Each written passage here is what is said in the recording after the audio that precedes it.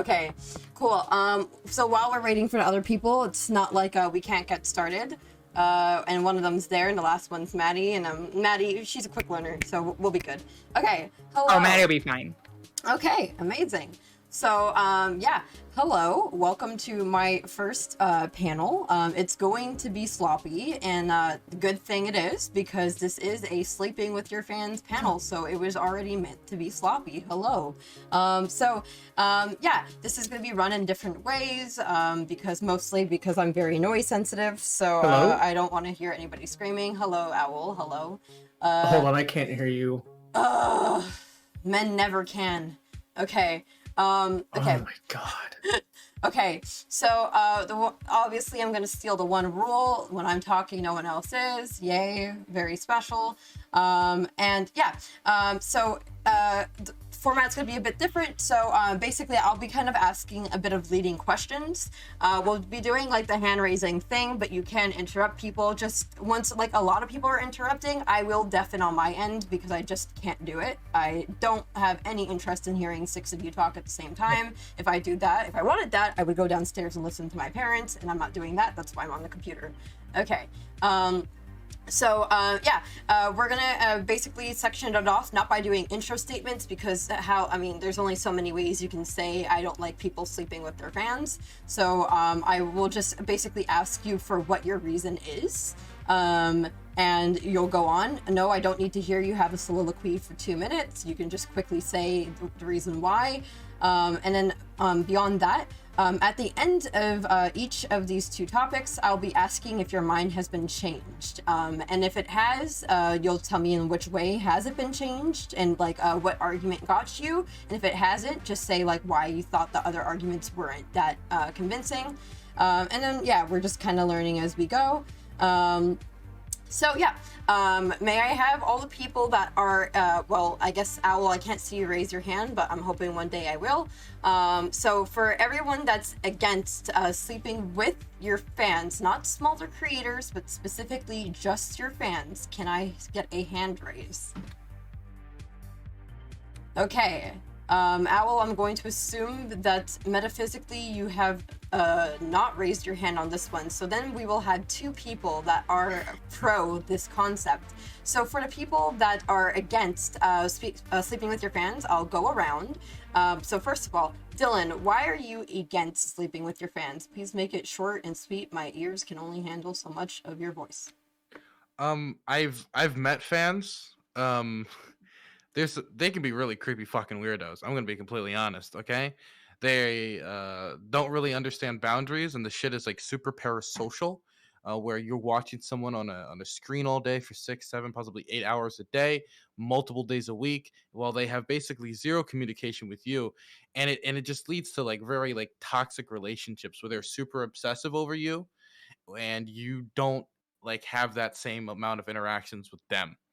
And I feel that it's just like a generally toxic environment to like meet somebody or like learn of someone is just through like a screen and then the person afterwards. And while I don't think it's impossible to do, I just think it generally leads to like a toxic form of relationship where they're very parasocially attached to you, where you don't have that same amount of interaction or attachment to them. Could you imagine if you've had a million one-sided conversations with somebody and then you just meet them for real, and like it's just not a good setting ground to meeting people? I would say no. I'm against sleeping with fans generally. Okay. Heem, why are you against sleeping with fans? I mean, Dylan brought up some good points. I think one thing is it can lead to a lot of unhealthy situations. For example, you don't, as the creator or whatever, you don't really know as much about the fan, even though you might connect because they've watched your content. They have a lot in common with you. It seems you actually don't know them at all. And in general, I think, like, I don't know, I maybe I'm a bit conservative on this, but like I think it's good to get to know people before you sleep with them. And in this kind of relationship, there's a lot of one way getting to know the person, and it's not really the other way around. And in general, I think streaming is a very weird career. in terms of the parasocial aspect of it. And for that reason, I think sleeping with fans in general, I don't know, I think it's not a good look, or not a good idea at least. Okay, Josie, why are you against Yeah. sleeping with fans? Yeah, absolutely. And am I the only one that's having a trouble hearing Heem? I've turned it up all the way on my side. I don't know I have if it's as just well. me. But I don't really It's care not to just listen you. to him, so I didn't mention it to him. That's fair. Okay, if That's you guys fair. hang on. I can hear you fine. So Okay. at least my stream's hearing you okay. Yeah, my stream only can see halfway, so my music's almost outdoing Once you. again, All right. Discord deprioritizing POC voices. That's facts. Okay. So the reasons I'm against sleeping with fans are kind of the same idea about I think specifically that one-sided relationship thing. It's like I can understand going to like a streamer convention that didn't like a person doesn't know me and they're just like a fan of streamers. So I'm just starting this new arc, by the way. You're the first one to hear it. It's called the Nuance Squirrel. It's a direct opposition to the Logic Bro. But basically we need to bring nuance into the space, and we're not gonna let the Logic Bros try to dominate it anymore. So no offense if anybody's that. But anyways, there's like a little bit of nuance here, right? So like there are fans that enjoy streaming content. And I think if they enjoy streamer content, there may be a little bit of wiggle room there. But I'm with Dylan on the fact that if I have a fan who's like, oh, Josie, I've seen everything that you've ever done. And it's like, man, you know more about me than most people that I know personally, because these streams are super intimate when it comes to like how we talk to our fans and things like that. So I think it creates also an undue power dynamic too, because you're just like, oh yeah, I'm the god, Theo, and I don't like that either. So I think it's just a bad idea, and it can create very toxic situations that can really hurt a lot of people and the community that you actually support as well. If you have drama within your community because you slept with a fan and now that fan's saying that you were abusive or you did something wrong and all that type of stuff, now you're really in trouble. So that's really what I'm thinking about, is just in that sense. Okay, and last for this side, Paradigm, why are you against sleeping with fans? I am against sleeping with fans, but I am not against sleeping with sirens. Okay, there's my joke for the day. I grew up playing music in like bands and stuff, so like the whole sleeping with fans idea is like something that has caused so many issues within my all music communities, but like to focus on what I know, music communities. And I just feel like what we end up talking about is how much control you have in that dynamic. And it's like, as everybody already said, it's just weird to me. Like, you watch my content, so you like, I could use that to like sleep with you. It's like, there's no ground building. There's too many avenues that they could take that from. Like, oh, you said this while we were in bed and I heard it, but like now you're on stream talking about this, and it's like that creates a he said, she said, and I lose. Like I'm the one with the bigger voice. Everyone's expecting me to be better. Everyone's expecting me not to have that much power. You abuse that type of power. It's like, it's just way too messy from being a content creator to a fan perspective. It's just way too close of a, like, okay, you know me on the internet, but you don't know me in real life. Like, I have performance issues. Like, look, now you're telling everybody about it, and it's a problem. That type of thing. Like, just, it gives, I feel, fans specifically just too much leeway into your personal life and your professional life. They have more control than you ever will if you give them that opportunity. Okay, thank you. Maddie, hello. Nice to see you. Hi. Sick wig. Thank you. And I also believe that you're on the anti-sleeping with your fans side as well. Would you like to give your reason on that? Yes, absolutely. So I did a little bit of research into this because I know my own sort of personal ethical issues with sleeping with fans. And it turns out there's been a lot of studies in the psychology community on the impact of parasocial relationships transforming into romantic relationships. In this case with streamers, it's a bit unusual because parasocial typically means it's a one-sided relationship that's unreciprocated. What is interesting about streamer relationships is that there is the possibility for reciprocity because the streamer engages with chat. They can engage on, various platforms. So it takes on a new dynamic. But what they found is that the way these relationships tend to manifest is similar to that of a boss-subordinate relationship. Now, again, that's not to say that there can't ever be positive outcomes when a streamer, sleeps with a fan or just like uses their celebrity to hook up with someone. Just in the same way that there's plenty of happy couples that met because one of them was the other's boss. That being said, it's on then the person with the power in that relationship to take responsibility for what having that power entails. And that seems to be, at least just based on my own admittedly anecdotal observation, that doesn't seem to be something that a lot of streamers are willing to do, or at least aren't willing to sort of come to terms with or even acknowledge that a power dynamic exists. And it's that reason really that I think sleeping with fans is eventually, it's essentially kind of exploitative. I think it also just has the possibility to leave a lot of people hurt and to sort of brush off any responsibility and say, well, I'm an adult, I'm gonna sleep with who I want, whatever. Like, sure, you have the right to do that. Like, I'm not coming to like arrest you because you're like sleep with who you want to and you're using your fame to like make people sleep with you. That's your own prerogative. But ethically speaking, that's putting that other person into a potentially manipulative situation, into potentially exploitative situation, is just bad idea. So that's my stance on it. So for the anti side, you are overpowered. It's weird because initially there were too many of you guys. Actually, sorry. For the pro side, there were too many of you guys initially, and now there's too many of the other. But it's okay. I think Name and Owl, you guys will be fine.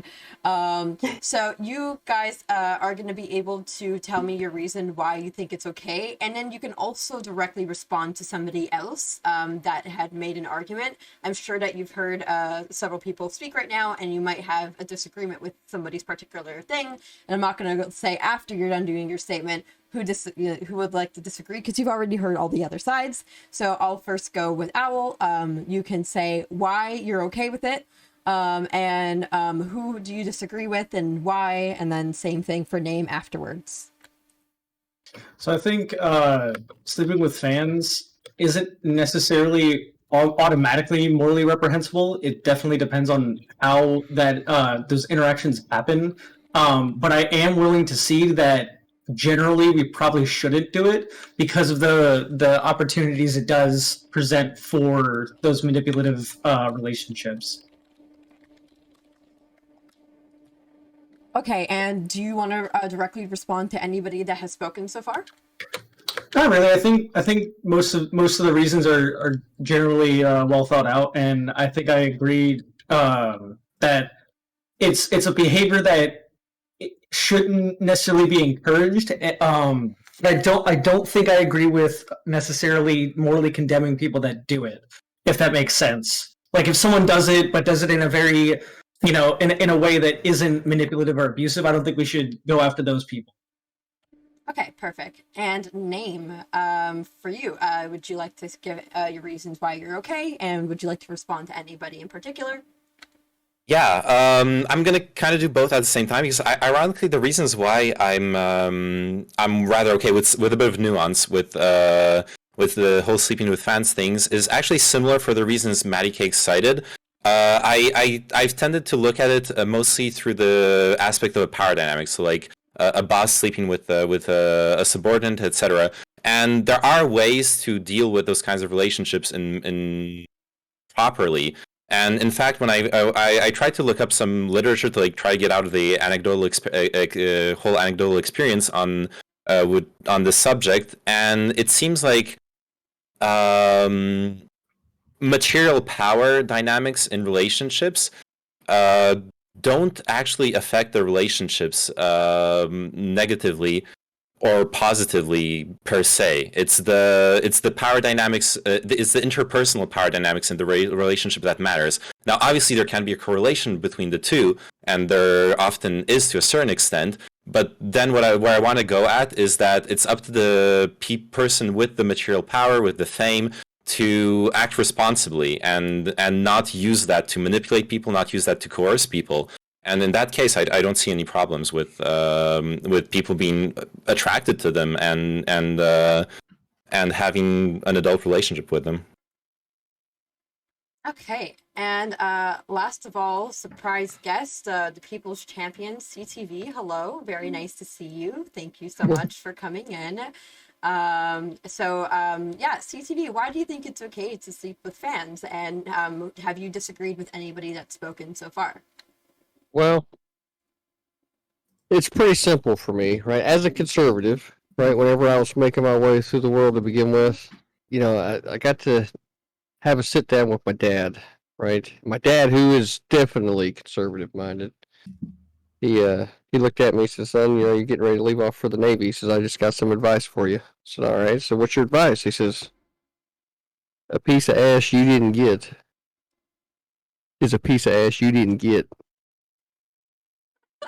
You hear me? Those are wise words. So the fact of the matter is that whenever I look at this entire argument, what you're trying to do is assume that you know the other person, right, and how the situation will affect them, and maybe, just fucking maybe, right, all she wanted to do was to be able to show you the type of appreciation that she knows that she could, just for one night, if only one night, and then be able to carry on with the rest of her life, or in the inverse, right? So who am I, right, to sit here and deny, right, the types of interactions that adults should be able to have between each other? And I don't see myself as the arbiter of people's bedrooms. So that's where I land on it. Okay, perfect. So now we have an open floor in all the senses except for what the word actually means. So more of, does anyone want to respond to anyone? And I will take note and I'll just go around. Feel free to, at some times if someone's speaking, you can interrupt. And I guess I'll just kind of, depending on how noisy it is, that will decide whether or not I will stop you. I can only handle 3 people talking at a time. Anything more than that, I will probably start like banging my head on the microphone. Okay, so at first I saw Maddie and then I see Paradigm and we will go from there.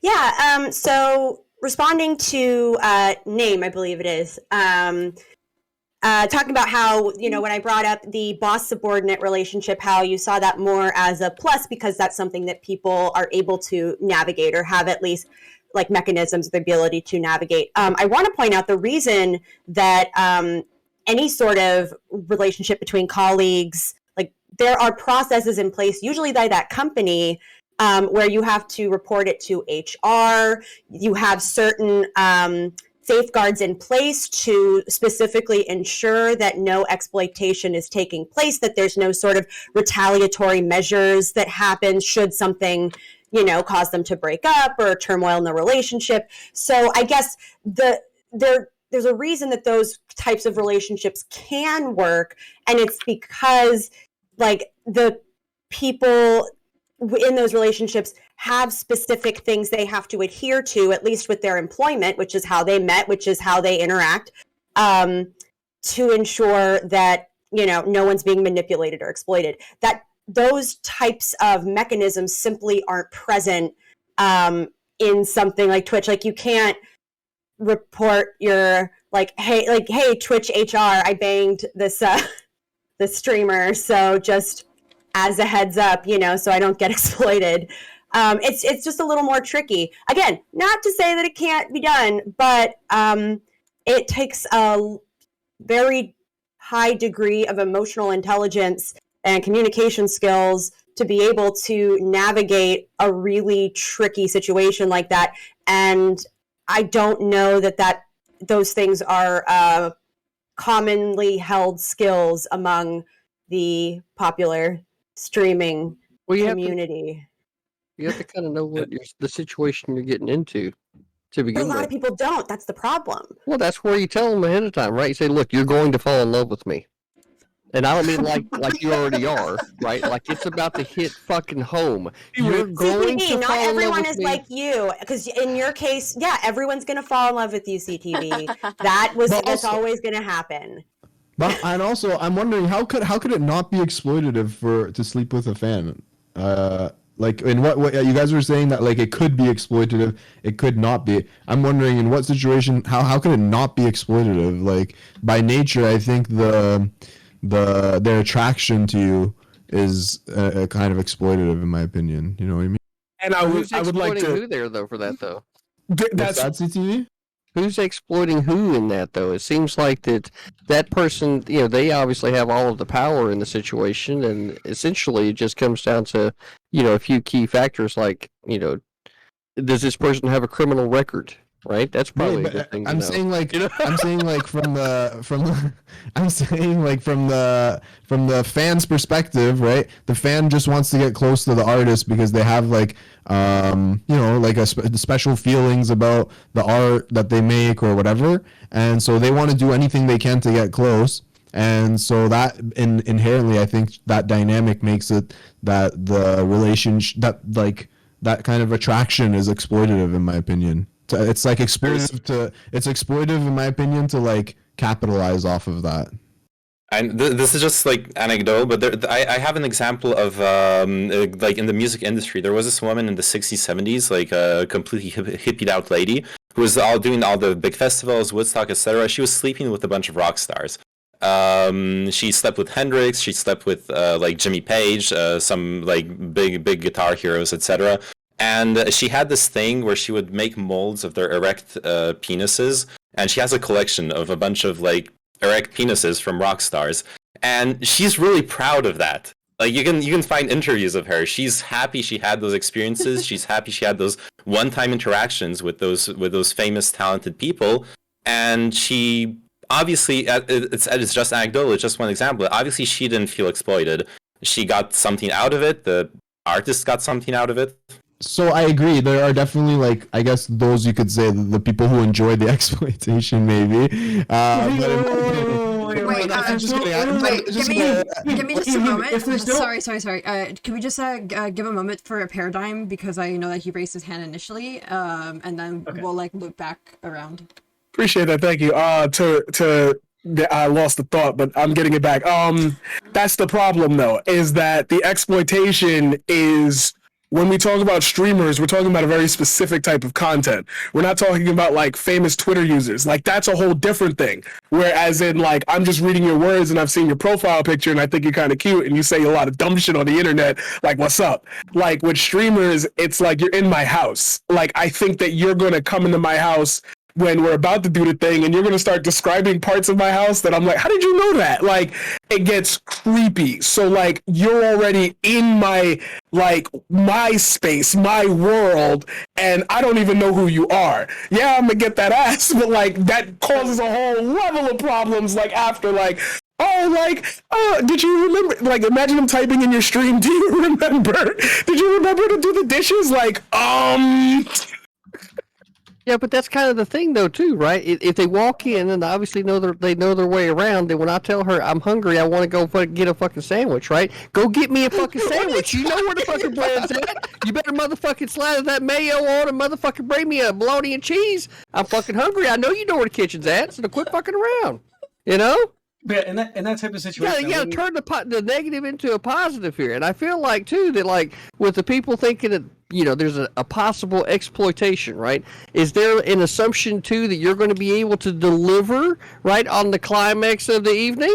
There might be, right? What if you don't actually deliver on the climax, right? You leave them there, they're disappointed, right? Well, they're not going to have such a positive association with the meeting, and clearly weren't exploited, right? So, I mean, I can definitely make the assumption and know that they're going to get what it is that I'm planning on giving them for the night, but I'm just want to point out that, like, if you're on that side, you got to have that assumption as well, so, Can I quickly ask a question? Is there a differentiation for you between whether or not somebody sleeps with their fans if they're, like, a musician as opposed to streamers? Does it make it more unethical because we are streamers, or is it unethical for all famous people to do this? I would say that any famous person has a degree of responsibility to not exploit the feelings of their fans.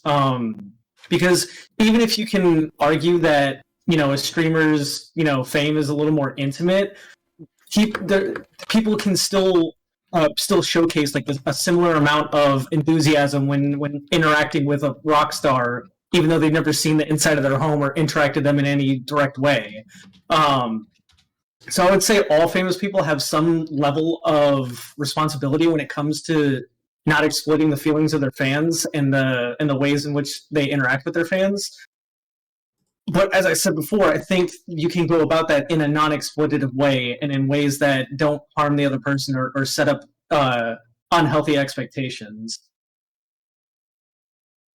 So I wanted to say really quick, like, I think that there is a big difference between the certain levels of fame. Like, if you're like a person in a band, it's not uncommon for like your partner, if you're like a band person, to like come and watch your band play or listen to your favorite song and things like that. But it's the same words over and over and over. It's a piece of art. Like, I look at it like if it's an actor, it's a piece of art.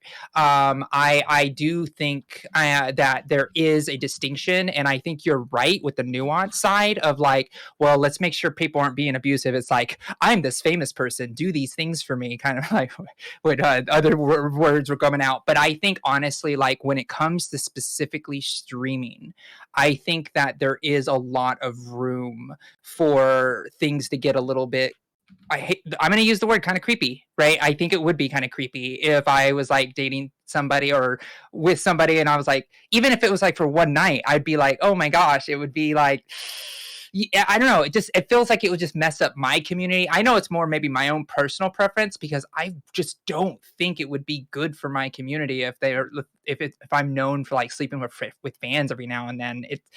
I don't know. I think there is a big distinction between the two.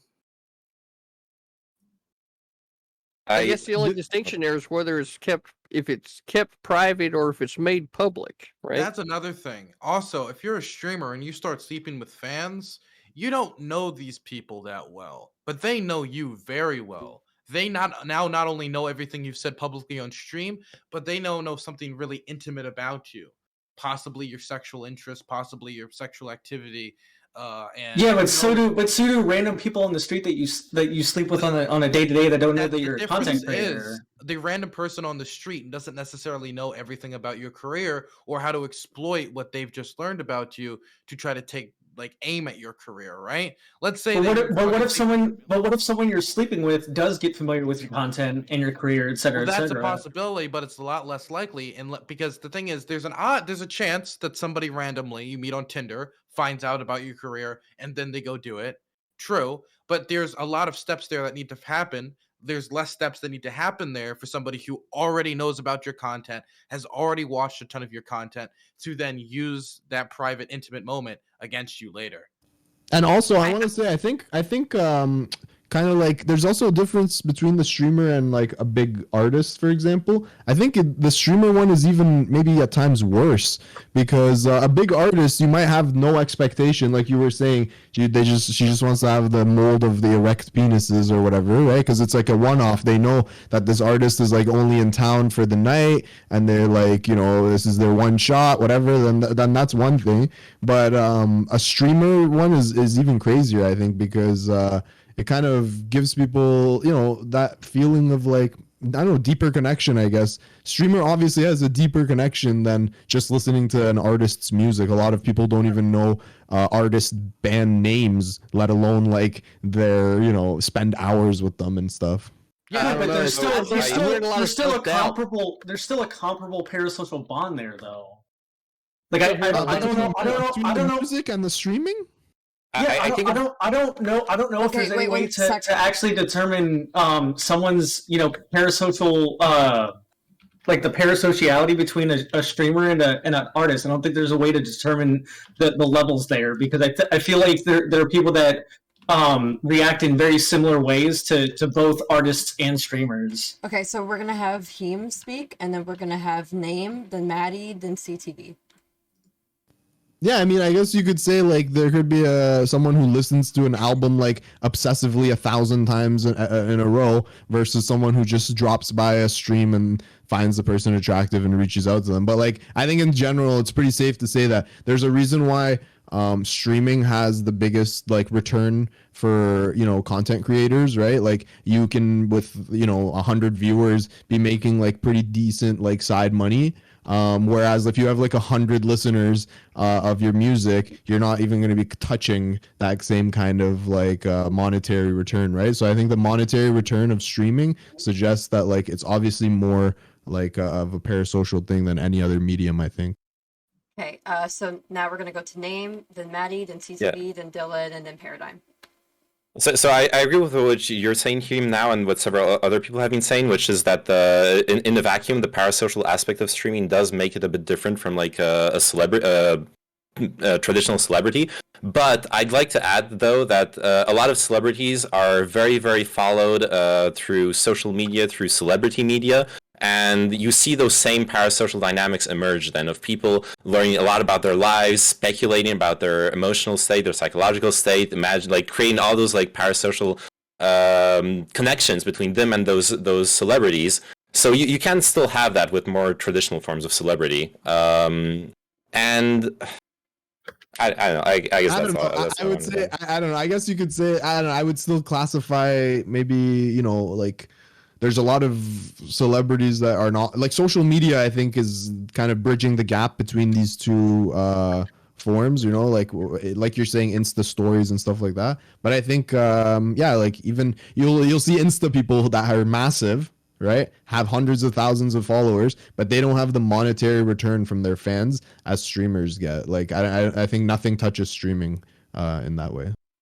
Oh, yeah, and the other thing I want to say, sorry, I remembered, sure, the monetary, but we're more talking about emotional connections, which brings me to the other thing I want to say. Why do you think the monetary comes, right? But you don't necessarily monetize. You don't monetize like an Insta story in the same way. You monetize it through a sponsorship. You don't monetize it through everyone contributing like $5, regardless. But also, there's like a disconnect in this discussion where some of us are talking about relationships, like actually dating a fan, and me and I think CTV also are more thinking of like one night stands. Maybe like you're an IRL streamer, you're traveling around and you arrive like in Japan and you meet with a fan and maybe you have like a sexual, it escalates into a sexual encounter and then you like move on with your life. And for sure, like the expectations are totally different in those two different situations. Okay, so now we're gonna go to Maddie, then CTV. Yeah, so I wanted to sort of, I can respond to that, the fact that maybe you think that we're talking a bit more about establishing a relationship versus simple hookups. I think the power dynamic exists regardless of whether it's in a relationship. In that case, it actually, I would say, is a lot worse because they often use the power to keep the relationship going, to manipulate the person, to kind of hold their power over. And a lot of this happens regardless if the streamer is aware of it happening. It's the same thing when there's a significant disparity in terms of how much money each of the party makes and whether or not someone becomes financially dependent on them. It's a bit different. And I would say, I wanted to answer Kat's question from before about which is worse, streamers or musicians. And I would say, you know, a typical parasocial relationship, at least the way it was defined in the 1950s onward, is that it's a one-sided relationship without reciprocation on one side, similarly to how people like stan their favorite celebrities, politicians, public figures, whatever. I would say it's worse for musicians because, like, at least in the streamer world, there is a certain degree of reciprocity, so that, you know, it's not really just someone saying, oh, you adore me, I'm going to use that to like kind of use predatory behaviors to like then get laid. At least with a streamer, there is some degree of relationship building or back and forth. That's not to say there's a lot, but in my view, I would say with other celebrities, it would almost be worse because the other person really doesn't even have an avenue to engage with the singer or actor or whatever, should they be kicked to the curb, which they often are. And I know a lot of people that's happened to, and it sucks. It feels shitty. Like, you may think the guy, or it's mostly guys, but it does go the other way around. But like in their mind, they may not think, oh, well, they knew it was a one night stand. They knew it was nothing. But like, it's just so many people, especially fans who worship these people. It hurts, and it is really psychologically destructive. Okay, perfect. Now the next person is CTV. Yeah, I'm still hearing a lot of self-doubt. Right? I think that streamers specifically are unique to musicians, right? In the way of communication, right? If you don't have a certain amount of communication skills, it's probably going to be hard for you to get to be a streamer, right? So, you may not speak the same dialect as everybody else, but you know what? As long as you can speak in a way that everybody can kind of get what you're saying, then you're going to be able to make it as a streamer, right? I think that's pretty fair to say. So when it comes to sleeping with fans, though, right, that also then, because there's a relationship over time, right? It's not just a simple, you've been listening to my music for 6 months, a year, whatever, and then so this is the content you've been taking, and you've got an infatuation, right? We haven't really gotten into like what the degree of fan, if you will, right? Because you can have people that are just fans that end up becoming a part of your regular community. So then, like, where does that line actually get drawn for the streamer, right? So whenever you approach the situation, if you're going to, right, you'd have to do so with, like, some basic understandings from the start, depending on what it is that your own goals are. And if that person genuinely does actually care about you, they'll respect whatever decision you make because they're trying to help you with your goals, right? So it's not as simple as, it's a bad idea, because it always does come down to the individual. But Heem, you made a good point earlier, right? I do feel like that, at least on my end, right, that streamers, we do it deeper, right? We get I always deeper, make good points, bro.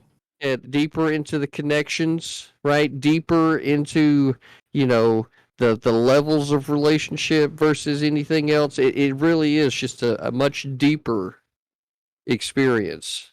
And so, yeah, it's unique, but it's all on how you mitigate these things. Everything you guys have said are true and would definitely be concerns.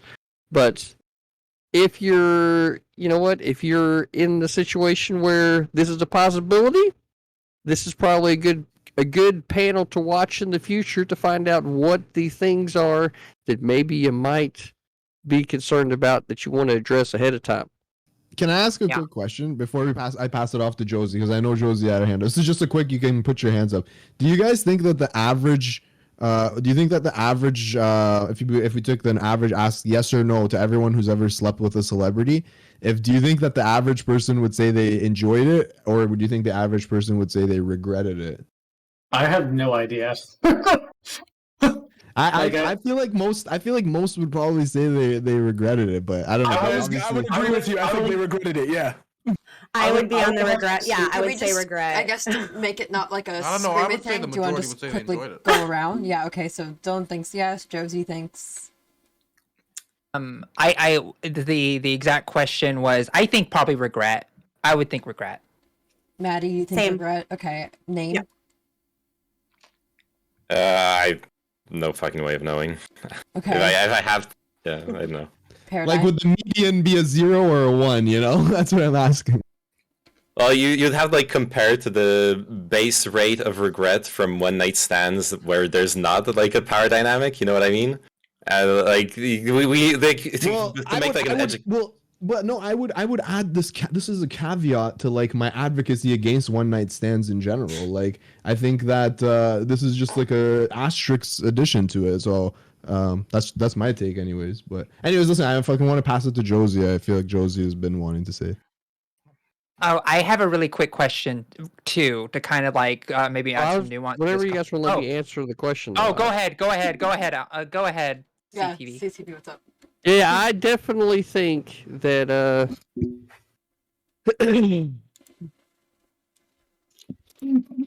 now what was the question again? Fair. As soon as you started adjusting your mic, I was like, he's stalling. What was the question one more time? Just remind me. Do you think most people that actually do get to sleep with celebrities, do you think that they regret Oh, it? regretted it, right? Yeah. No, I don't think they did. And you got to think about it like this, right? You know, in order to get to the top of your game, you've got to be the alpha of the fucking game, right? You gotta fucking own your shit, you know? And you know what? How do I know this? Because when you got your game right, everything else comes together, right? Because the confidence that you have is because you know your motherfucking game is right. You see what I'm saying? So the fact of the matter is, fans be coming on the scene, they'd be like, we want to get up with that because they at the top of their game. Do I think they regretted it? Hell no. They probably got every single moment and ounce of climax out of that situation, right? And walked away from it going, I can see why they're at the top of their game. Okay, noted. So, yeah, every time someone's done, they're like, I understand why CTV is the people's champion of Twitch. This makes sense now. Yeah, I get it. Damn right. Okay, so then we're gonna go to Josie, then Dylan. I don't know if the other people didn't want to answer that question. We didn't get LeftistOwl or Paradigm. Well, I don't know. I heard Paradigm scream regret. Okay. Okay, that's true. That's true. Yeah, but Owl, what's yours? I would just have to see data on that. I don't think I can't like give a gut instinct because I don't really know people's propensity to regretting one night stands with celebrities. So Okay, So I have- nuance bro it is, yes. Yes. So I have, it's going to be two parts. So I have the one question and then I have another one, but I have a quick question to everybody. How many people that have dated people or like went on, or went on Tinder or whatever, Bumble, however you met people while you were streaming, went and gave your Twitch handle to that person that you're dating? I'm just curious. You did, with the expectation that they'll watch you?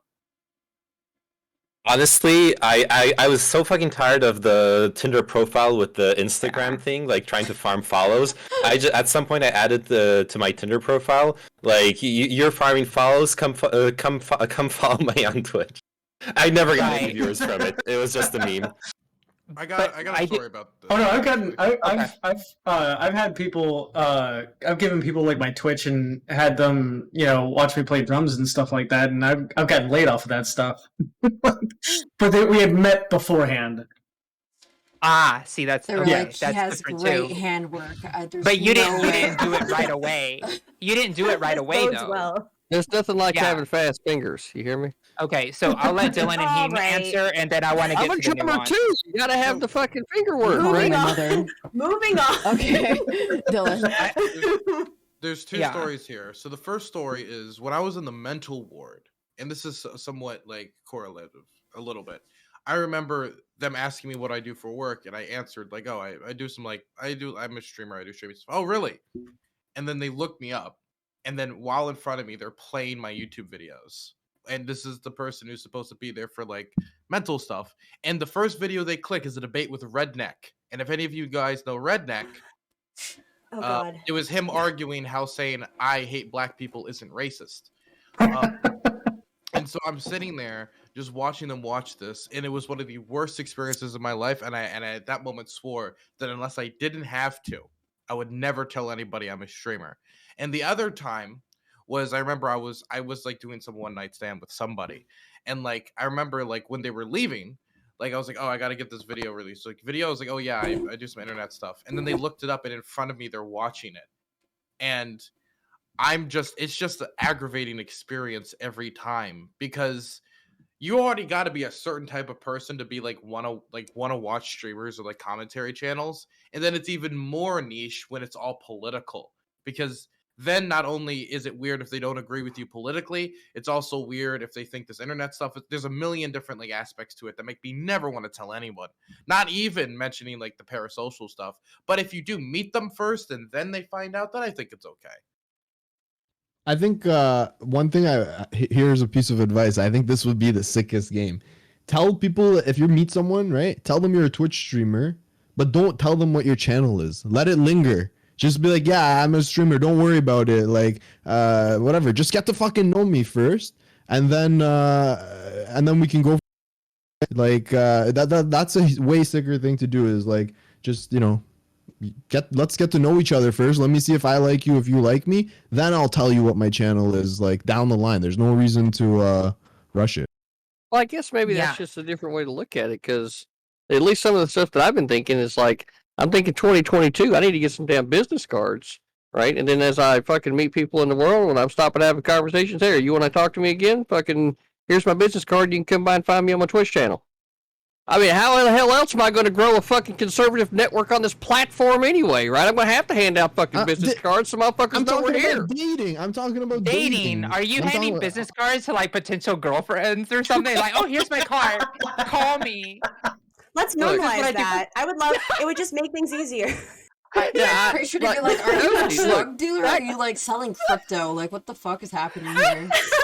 Yeah, last night, Josie, we had the Swedish bikini team over here, me and the wife. We were having a big old time, so, That's fun. That's fun. Yeah. All right, I want to get to the second part of my little thing. Yeah, okay, yeah. So I also want to bring it back to the gender question as well, because like Maddie and I being, and Katarana being femme-presenting people,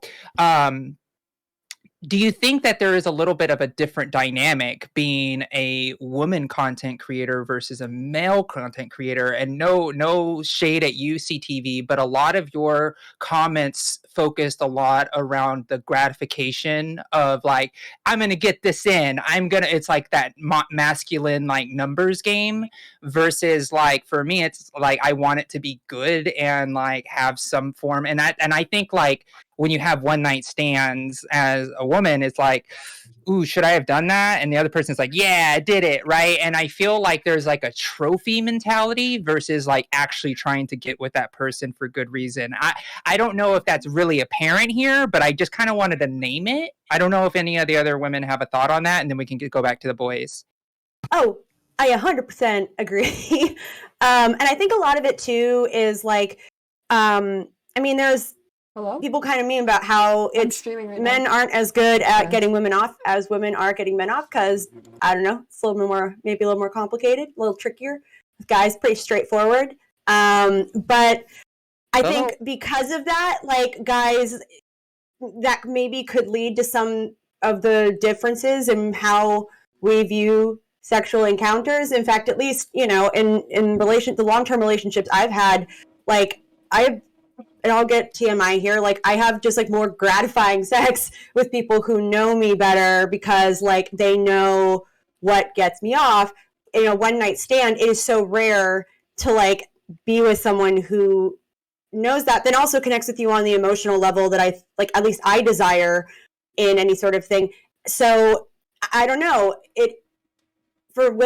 a lot of women, that's why we have a little bit more trepidation when it comes to things like one night stands. It's not as exciting for us to be like, yes, check mark, like another notch on the belt. Like it just, we don't. And I'm generalizing. There are probably people that feel differently, but more generally, like we just don't view it like that as much because those like one night stands aren't gratifying. Also, I think everything distills down to toxic masculinity, but that's a conversation for a different time. But I also think the notion of like dominating and being like, oh no, I like had that person, I like conquered that, whatever, is a particularly pervasive force that drives that kind of behavior. So can I ask you a question? While I agree with you about I'm not a fan of one night stands either.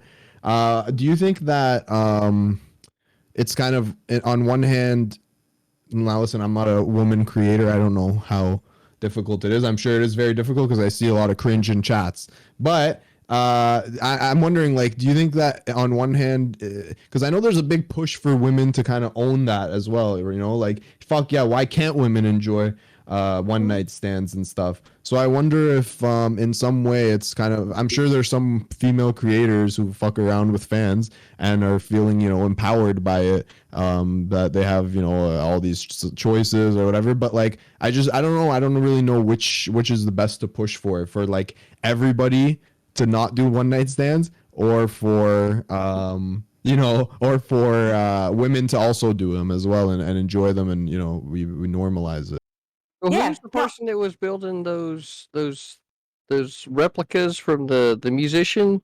There's an example of somebody though that fucking, you know, actually like, here's a thing that I did, like the, you know, so like the idea there is that because, you know, there are those personalities out there, like Heem said, why not own it, right? So it's all of those things are going to come down to the type of content or the type of person that the person wants to be. If you want to do a thing, you're going to have to own your actions regardless. You can't, you know, try to dip your foot in the pool, right? And then when it becomes uncomfortable, try to jump back out. It's like, nah, your foot's already wet, motherfucker. You know what I mean? Yes. I just wanted to say, because I know some people have been waiting. Dylan, have you been waiting for a while? No, I'm fine. You know, I just want to comment though. Boys rule, girls drool. I just wanted to make sure that. Okay, yeah, that was actually very insightful. I'm so happy you added that. Okay, great. So wise. You're so wise. I'm rethinking my position. Thank you. Then I'm gonna go to Paradigm, and then I will go to Name. Okay, Alava said, I'm going to just go with my original thought because my brain will literally fly off the roof. Y'all already know me. I could talk for hours. What I was thinking about was the idea of streamers sleeping with fans gets tricky because a fan has the ability to track you because you are on stream. It is much different than like a musician because the music, and I know this was said already, but like in a real world context, it is hard to track a musician like, I can get you banned from a venue if you're a vengeful fan who wants to like say, oh, this, that, and that, and whatever happened. But like for a streamer, you can swap me if I invite you to my house. Like You're saying the fans can't create alt accounts to show up to the venue and try to fuck you? Well, this is something you just this is a potential risk that you as a creator take on regardless of whether you're sleeping with fans. This is something you have to consider with like everything and every interaction that you do. Said gun on stream. I agree with you, but I also want to say I agree with CTV that it comes down to when we like boil it all down that we are in a form artists. And we have to carry that ability to communicate regardless of whatever platform we have, regardless of whatever. You are a personality larger than I would say the average person. So if you can't communicate in a way that like sets up the one night stand or the possible relationship or the date in a way that makes both people feel mature and like everything's being handled correctly, then it's all going to go to shit anyway. But I will say that I know more about Heem and Dylan and Josie and CTV than I know about SZA. But if SZA dropped them damn drawers, if SZA came to my house and was like, yo, what's up? I'm doing it. Like, I don't see.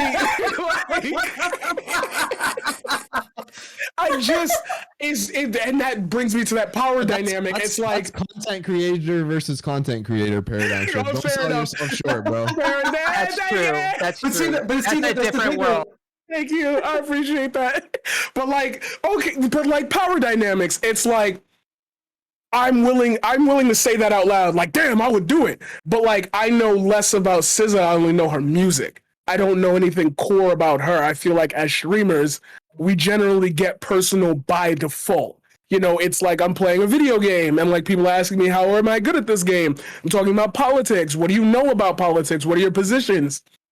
It leads them to know more about you. So for me personally, it's like taking that and then building a possible one night stand, a date, a relationship off that is already too close for comfort because they've built opinions on you and they don't know that like, when I go to sleep, I like to throw punches in my sleep. Like, oh, I gave you a black eye. My bad. Like, it's like there's just things you don't know, but you know enough that you feel comfortable. Whereas opposed to like, as we were talking about with musicians, you know only what they put out, and then there's a record label behind it, and then there's a media team behind it, and you don't really like have an impression of them personally. You interpret them. When it comes to streaming, I feel like we are our interpretations. You know me, like you know, even if I'm playing a character, like you know me. So one way or another, it's just too close for comfort when it comes to me personally. But I do agree with CTV and the people who, wow, I guess I've had my opinion changed.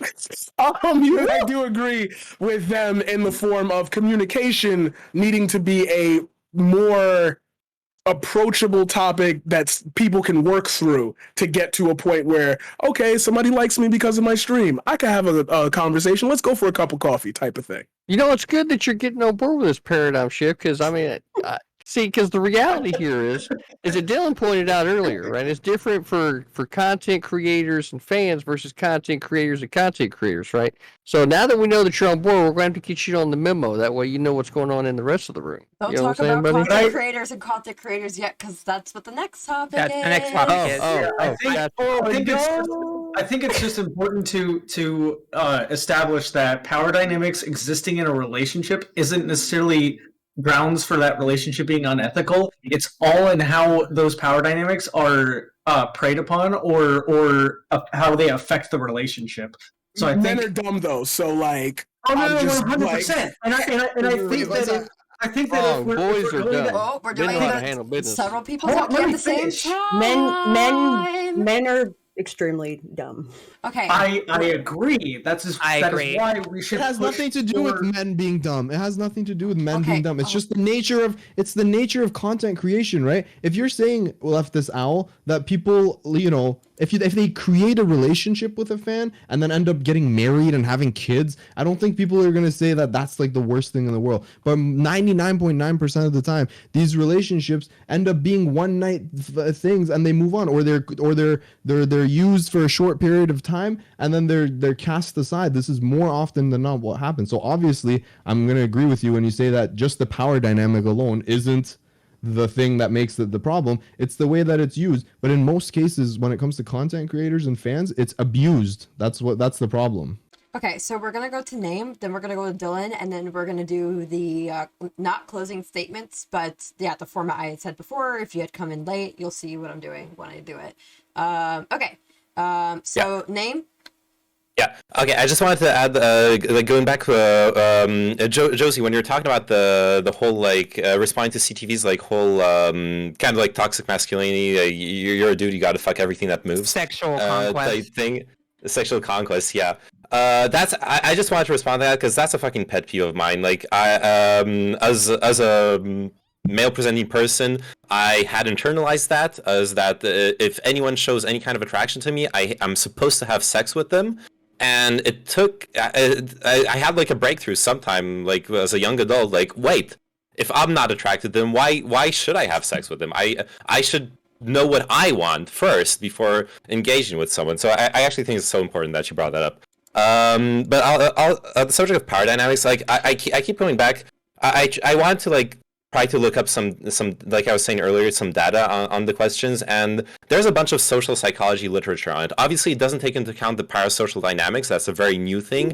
Even the most recent research papers I could find, there wasn't anything like specifically that could concern streamers. But in general, power dynamics are like material power dynamics, having fame, having power, having money, are can absolutely lead to perfectly healthy relationships. A lot of relationships, in fact, everyone knows about the gender pay gap. In most relationships, there is a material power dynamic at play, but that doesn't mean that all those relationships are necessarily imbalanced or unhealthy. Okay, and then we're gonna go to Dylan. So earlier, like, there's a lot of stuff that's like me and talked about, like, and I liked something earlier, like if they end up getting married or something, like who cares, who gives a fuck. So the thing is, a lot of things people also need to realize is that due to like streaming online, when we see stuff in a very like short box of someone's life that they choose to present to us, right? And so if you're a fan or you're somebody who watches streams, you think you know that person. Do you really know that person? You see me out of 6 hours of every day. You don't see the rest of the day. You don't see me really that much on weekends. You don't see me while I'm on vacation. You don't see me when you don't lay across the other side of the bed with me and talk to me about it. You don't see the dynamics of a personal relationship with me outside of streaming, and you don't know what I'm like when I'm away from the keyboard. Away from the keyboard, like they should like send me to the Hague. Honestly, I'm the worst. Unironically, you're gonna see me in front of a judge in 30 years for war crimes. Okay, I'm not a great person. You watch it; it's gonna happen one day. Arms smuggling. Before the lefties and the tankies clip this and put it on Twitter. Hey everyone, It's already done. Twitch.tv/Heem if this is being clipped. Amen.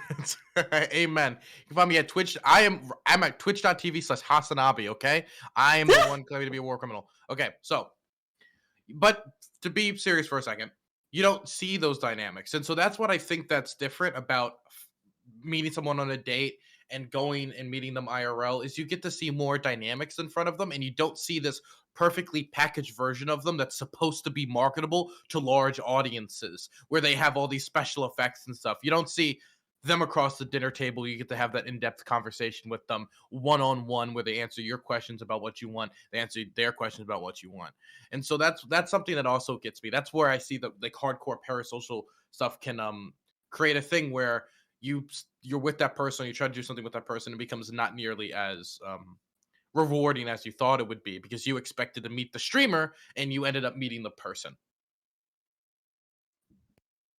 Perfect. And just to clarify, does everyone so far feel like they've spoken enough? I know some people may have spoken more than others, but that might just be due to your choice. If everyone feels like they've spoken enough, then we can do the closer stuff.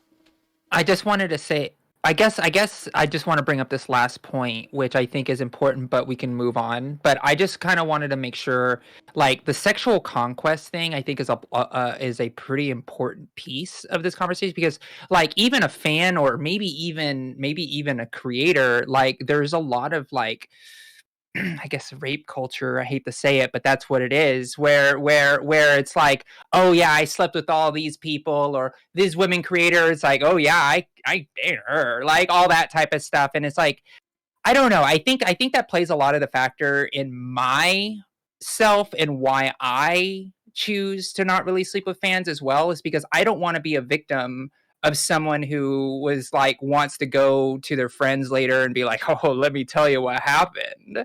I don't know. So I just wanted to kind of bring that in, but if we don't need to talk about that anymore, I just wanted to make that part of it. So cool. I would like to respond to that. Okay, and then we'll close it off.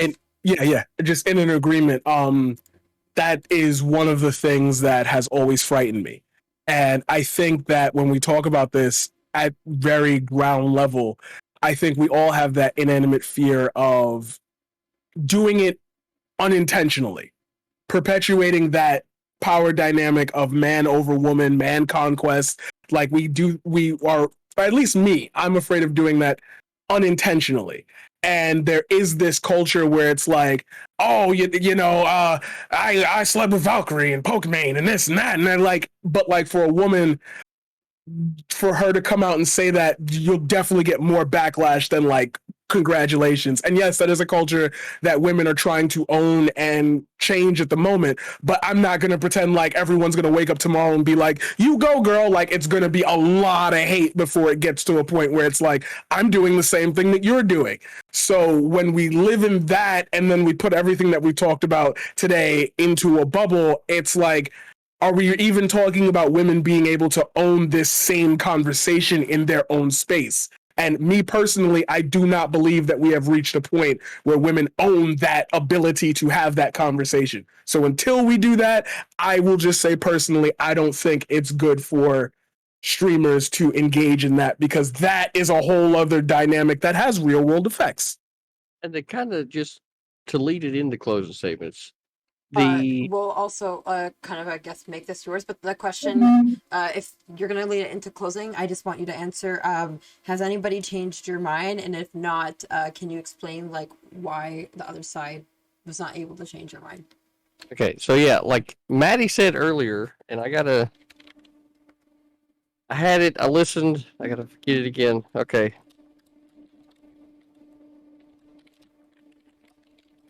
Any day now, CTV. Yeah, I'm Shit, man.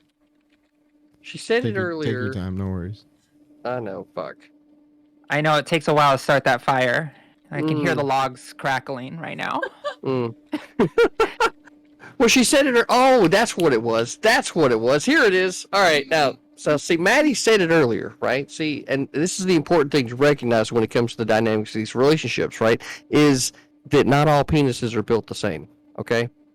They all don't know what they're doing, right? So when it comes to, women, right, considering the potential fan lovers, there's a whole lot of other considerations, right? Because not every man knows what the fuck he's doing, right? Bro, why? How do you know what you're doing, bro? That's true.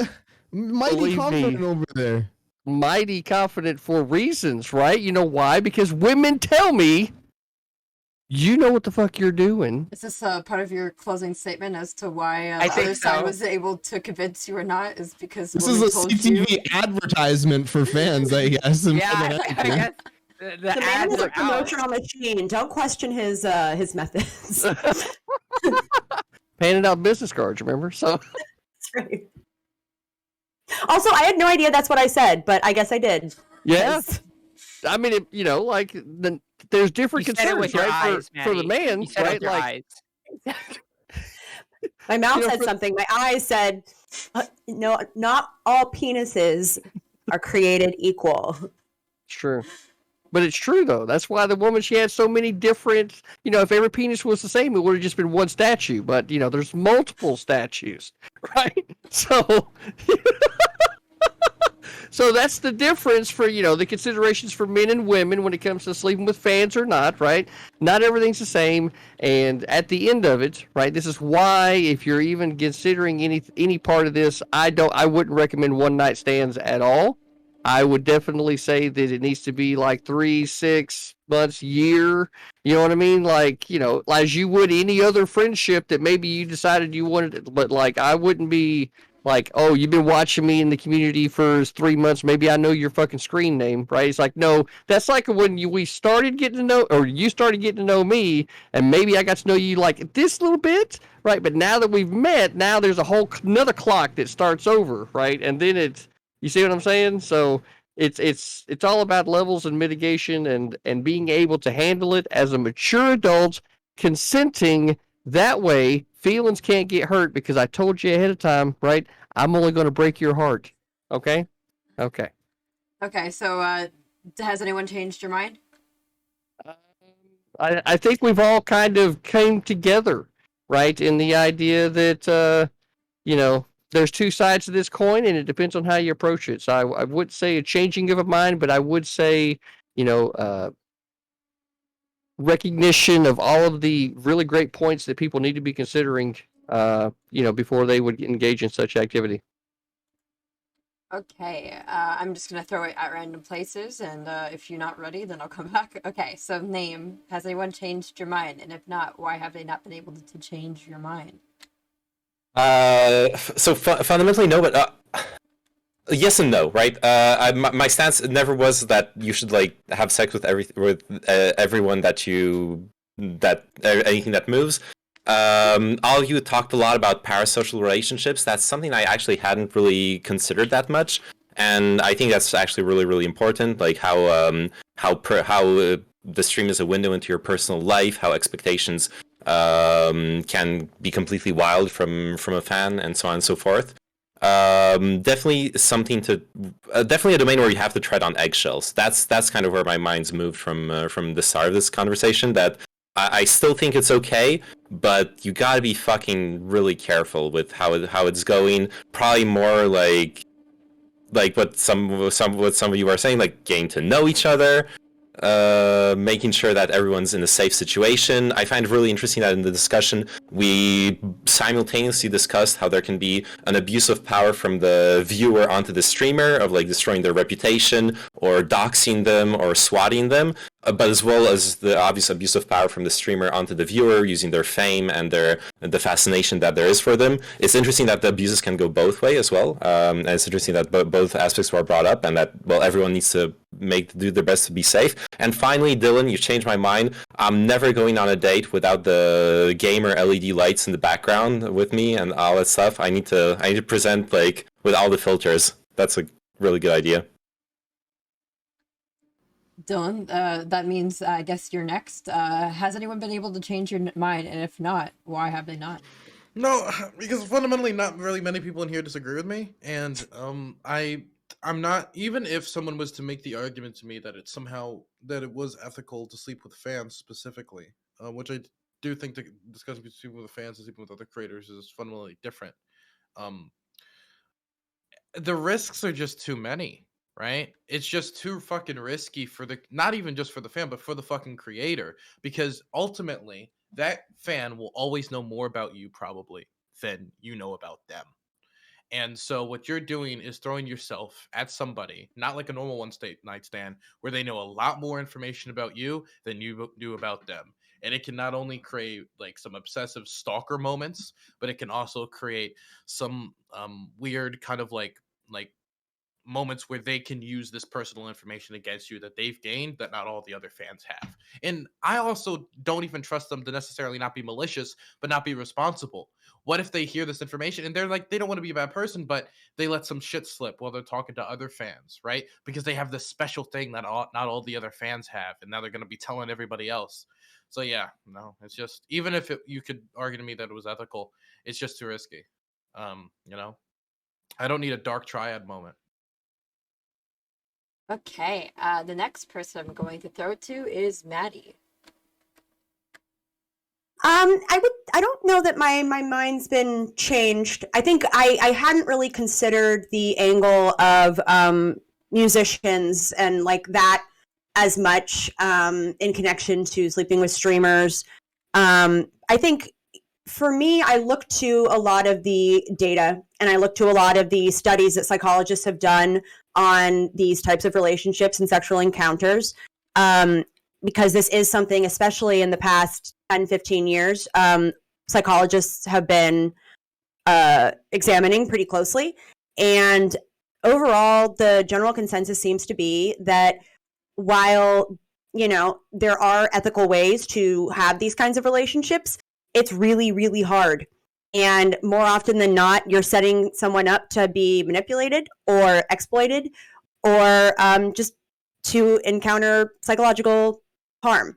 And I think as streamers, maybe we need to take responsibility knowing that there is a power dynamic at play, knowing that whether we like it or not, it's not something we can brush aside and say, you know, oh, well, no, I'm an adult. I should be what I want as long as they're a consenting adult who cares, to acknowledge that the situation's a little more nuanced. And maybe it's on us to ensure that if we decide to sleep with fans and viewers, whatever, that we're communicating, that we're not holding our fame over their head, and just, you know, be good people to make sure you're not actually like inadvertently manipulating them, because that's something that happens all the time. So can it be done ethically?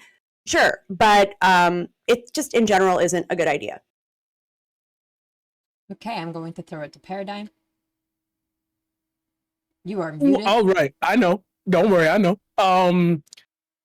I would say that I think everyone here got like a nuanced view into whether they agree or disagree. So I am also going to jump on the train of my mind hasn't been changed, but that's just because personally I've been on both sides of this situation, like just personally. And I know we're not supposed to stick to anecdotes, but like I just know how people feel on a ground level. So I just wouldn't want to create that environment.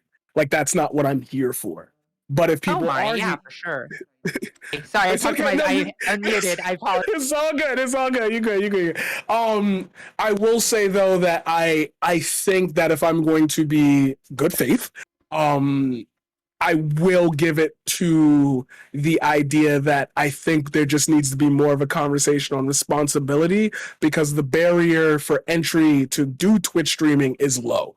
The barrier to get big enough that somebody would like you enough is obviously very large, but like if you got 3 viewers and one of them finds you really hot, like that's 1/3 your audience. Like it can happen. And in that point, you have to just be more responsible. I just don't. And this goes back to I'm sorry that the idea, I know you said it's not about it, but like people who get in these positions don't understand how to hold that power. So like they're dumb. Like they're just gonna do it because they feel, oh, that's so cool, you like me so much, without that like nuance of being able to communicate, as CTV said. So I would say I'm still on my side, but like I can view how to make it a better vision for the other side of this argument. Okay, CTV. Yeah, I think, you know what? Because of all the points that were made, I'm going to have to say that my mind was not changed. It wasn't changed, y'all. It wasn't changed. Like, you bring up all the things that I'd bring up to it, but what I don't do is I don't cuck to fear, right? Damn it. You can't just say I'm scared, right? And too afraid to step out into the world to be able to get that. Because remember how we started this thing off, right? A piece of ass you didn't get is a piece of ass you didn't get. There it is. So, you know what? If you want to be scared, you ain't going to get as much ass, right?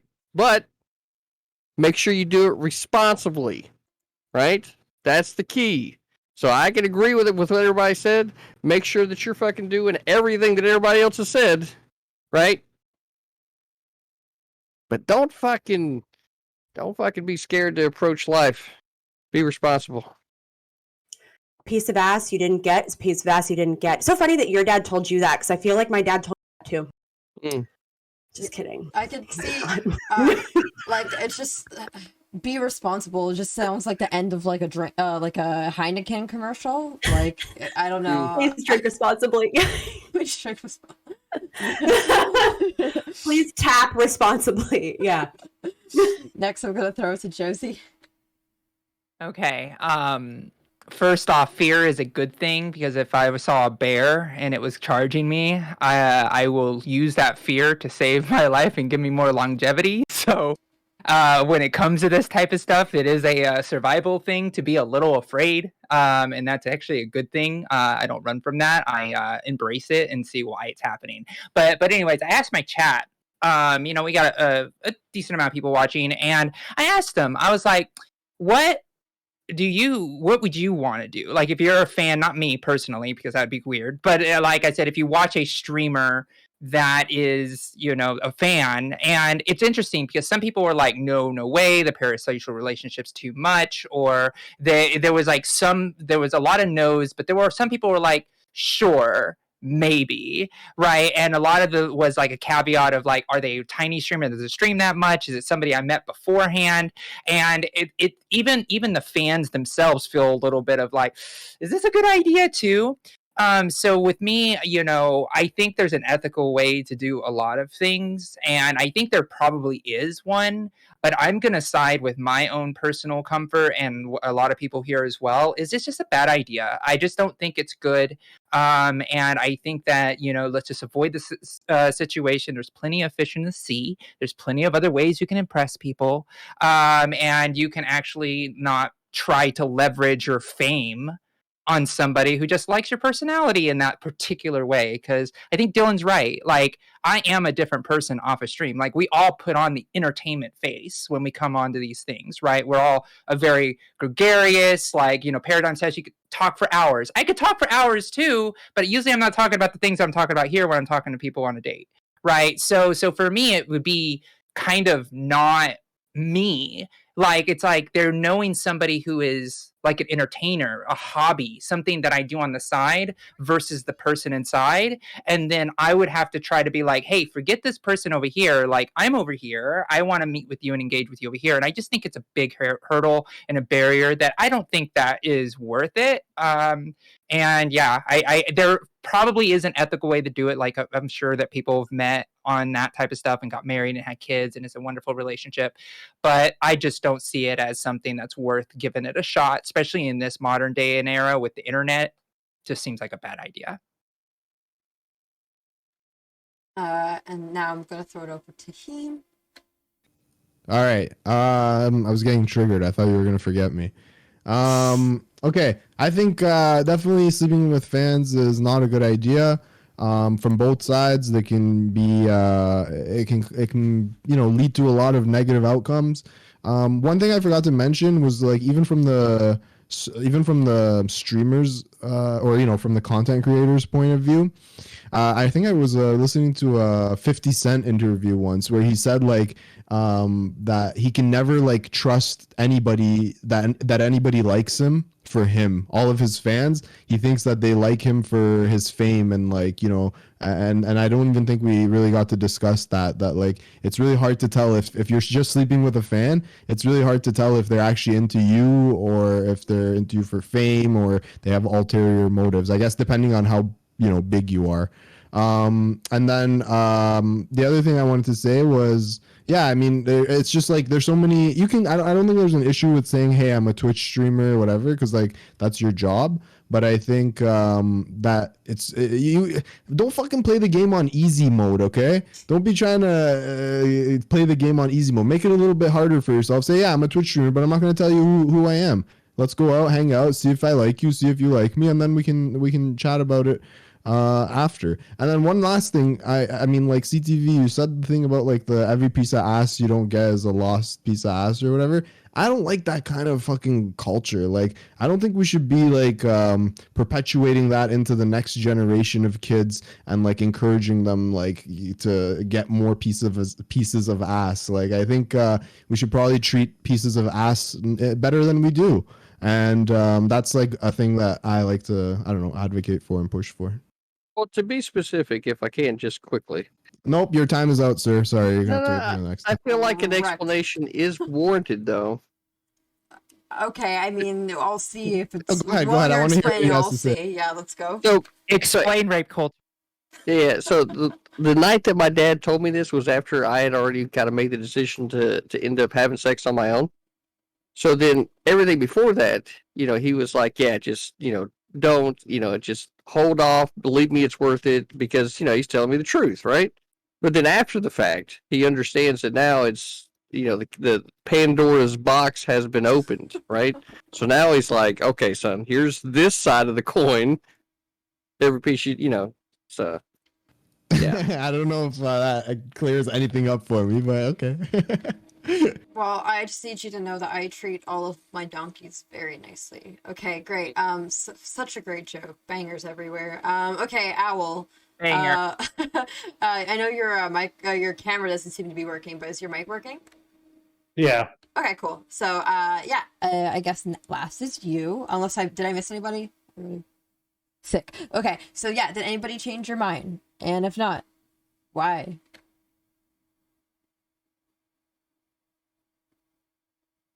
I wanted to say really quickly, really quickly, because there was a point that I forgot to make that came from my chat, which is like, think about like superheroes. Like even in comic books, most superheroes have alter egos because they don't want to have people dating them as their superhero persona. It's kind of part of the cultural dynamic of dating people. It's like, Superman doesn't want to be Superman. He wants to be Clark Kent and date Lois Lane because it wouldn't make sense for that. So I think we can also look at pulp media and culture in that same sense of like, I think societally we know that would be kind of screwed up if it was like, oh yeah, Spider-Man, like that's my boyfriend. You know what I mean? That just seems like the comic doesn't like that, right? And I think that's something important. Could I say one last thing too? Because I actually like a close family friend is a like minor celebrity, and I'm not gonna like say their name. I talk about them a decent amount, but I remember that is something that he has always talked about because I knew him before he became a celebrity, and then you see him kind of go through that. And his wife is also a celebrity now, and the reason they got together was because they were like finally there was someone who could understand like the struggles and power dynamics that come into being a celebrity and like being able to date someone kind of on your level, because then there's not that question in the back of your mind, is this person only dating me because they're a fan or because of proximity to fame and power and other things? Like that is a very real thing that celebrities have to contend with. So yeah, I don't know. It's something to consider. That's also why a lot of times when you see like powerful people date each other, a lot of times it's because, you know, they go for someone kind of on their same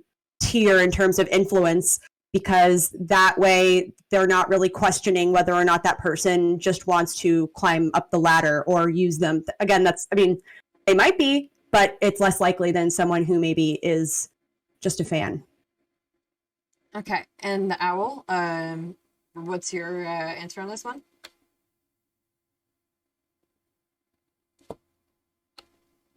I assume that your microphone is okay. Now I can hear you. All right, yeah, I don't give a fuck. I just don't care anymore. People can do whatever the fuck they want. If they end up manipulating people, they end up manipulating people, and that's fucked up. But whatever. Okay, so no, actually, no one changed your mind. You actually turned more to the absolute other side.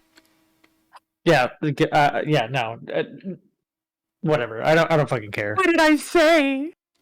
Okay, noted. So I guess Dylan, you really not everybody's on the same side as you. Get plowed. Okay. I guess I just want to make a note that I only like will end up hosting stuff on questions I actually don't know the answer to. So this is more of like me hosting this, not because I have an answer and I'm like drama farming, as much as I'm like, I keep on having arguments with people about this. Let's just have a panel and we'll have other people have arguments about it, and then I get to make up my mind.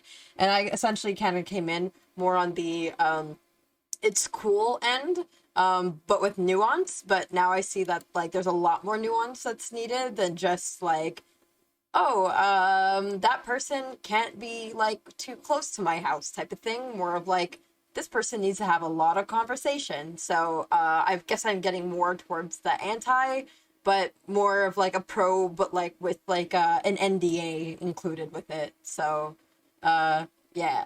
Okay, great. So the next question is going to be essentially the same, but not really, which is, is it okay to sleep with smaller creators? Now, let's make it clear that I'm saying sleep, not date.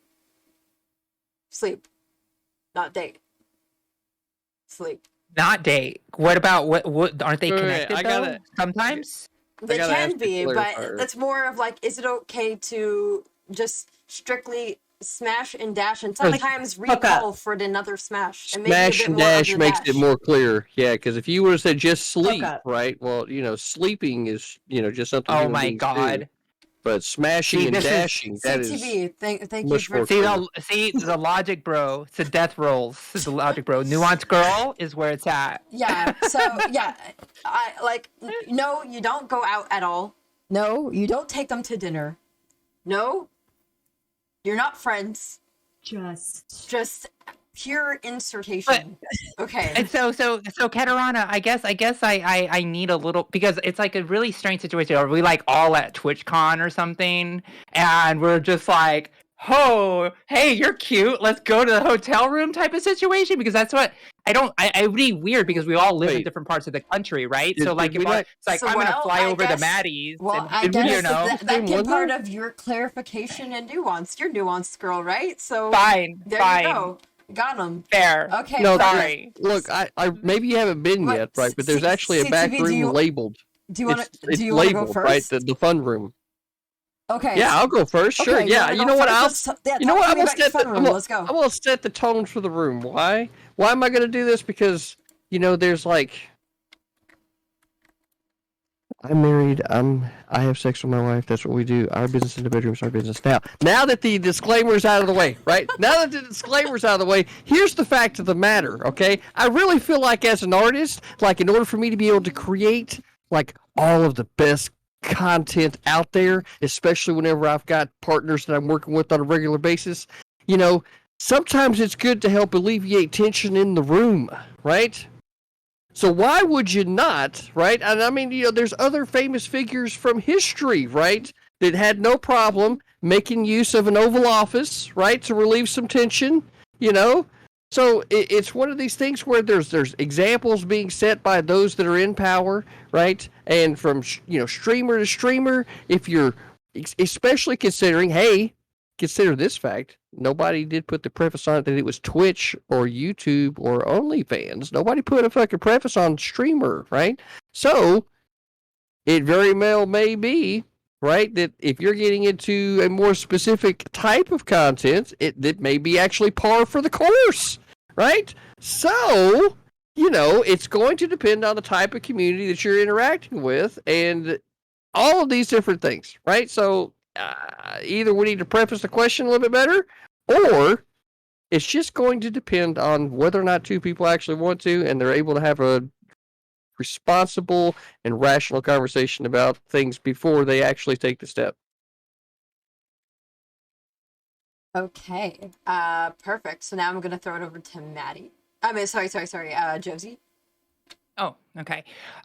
So one of the things that, I think that's really, really important to note here is something that was said before. It's like powerful people with powerful people, but I'm not saying that content creators are powerful people, but they're at the same level, right? So one of the things, you still have to worry about the power dynamics. Like if it's like a streamer that's like a multi-millionaire, maybe you're like, too much. But like as far as overall, like it's kind of like one of those things. I think that if we're all streamers or we're all content creators at the same level, or we're all doing that game and we're at like a TwitchCon, or I'm driving through a state that I happen to know a streamer is at, and I'm just like, hey, let's have coffee, and then something leads to another.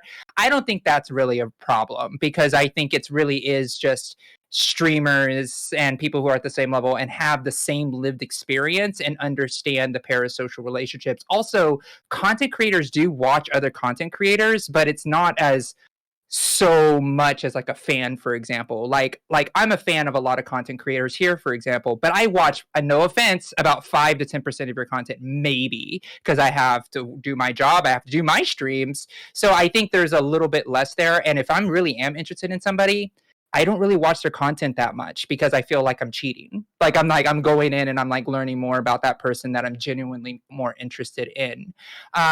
So I think that I was about to say smash and dash, but I guess that's what we're talking about. But I think it's okay, as long as everybody understands. It's like, hey, this is cool, this is us. Like, we're not gonna, you still have to take precautions, obviously, if you're like dating a particular type of content creator that like farms off of that stuff. But outside of that, I think having a drink at the bar at a TwitchCon is completely okay, and then going to a hotel room, maybe. Don't y'all get ideas, okay? Like, I'm just saying. All I know, look, if there's somebody at this party that I want to be drinking with, it's Josie, right? It's Obviously. true. I am. Obviously. What do you think I did at Future for Your Fest? I'm really fun. I am fun. She's fun. Okay. I am. Dylan, how do you feel about this idea? And also, Sleeping with fans? can you make it like, no, smaller creators, and can you make it clear whether or not you're pro or against? I'm for it, but only if they're hot. But Oh, okay.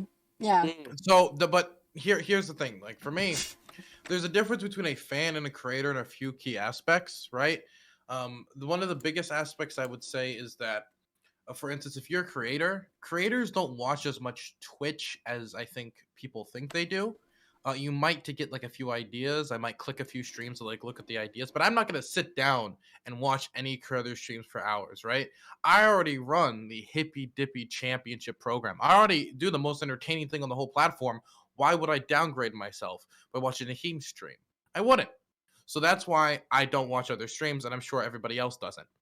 But so because of that fact, it's more difficult, I think, for streamers to get that same parasocial attachment to another person. And there's also the fact that communication behind closed doors happens between streamers a lot more than it does with fans. Fans will talk and sit down and have conversations with streamers will sit down and have conversations with other people than they will fans. I've messaged Heem more times than I've gone out and messaged my fans like one-on-one, right? And that's just one person, and that's true for basically everybody else on the platform probably that I've done work with.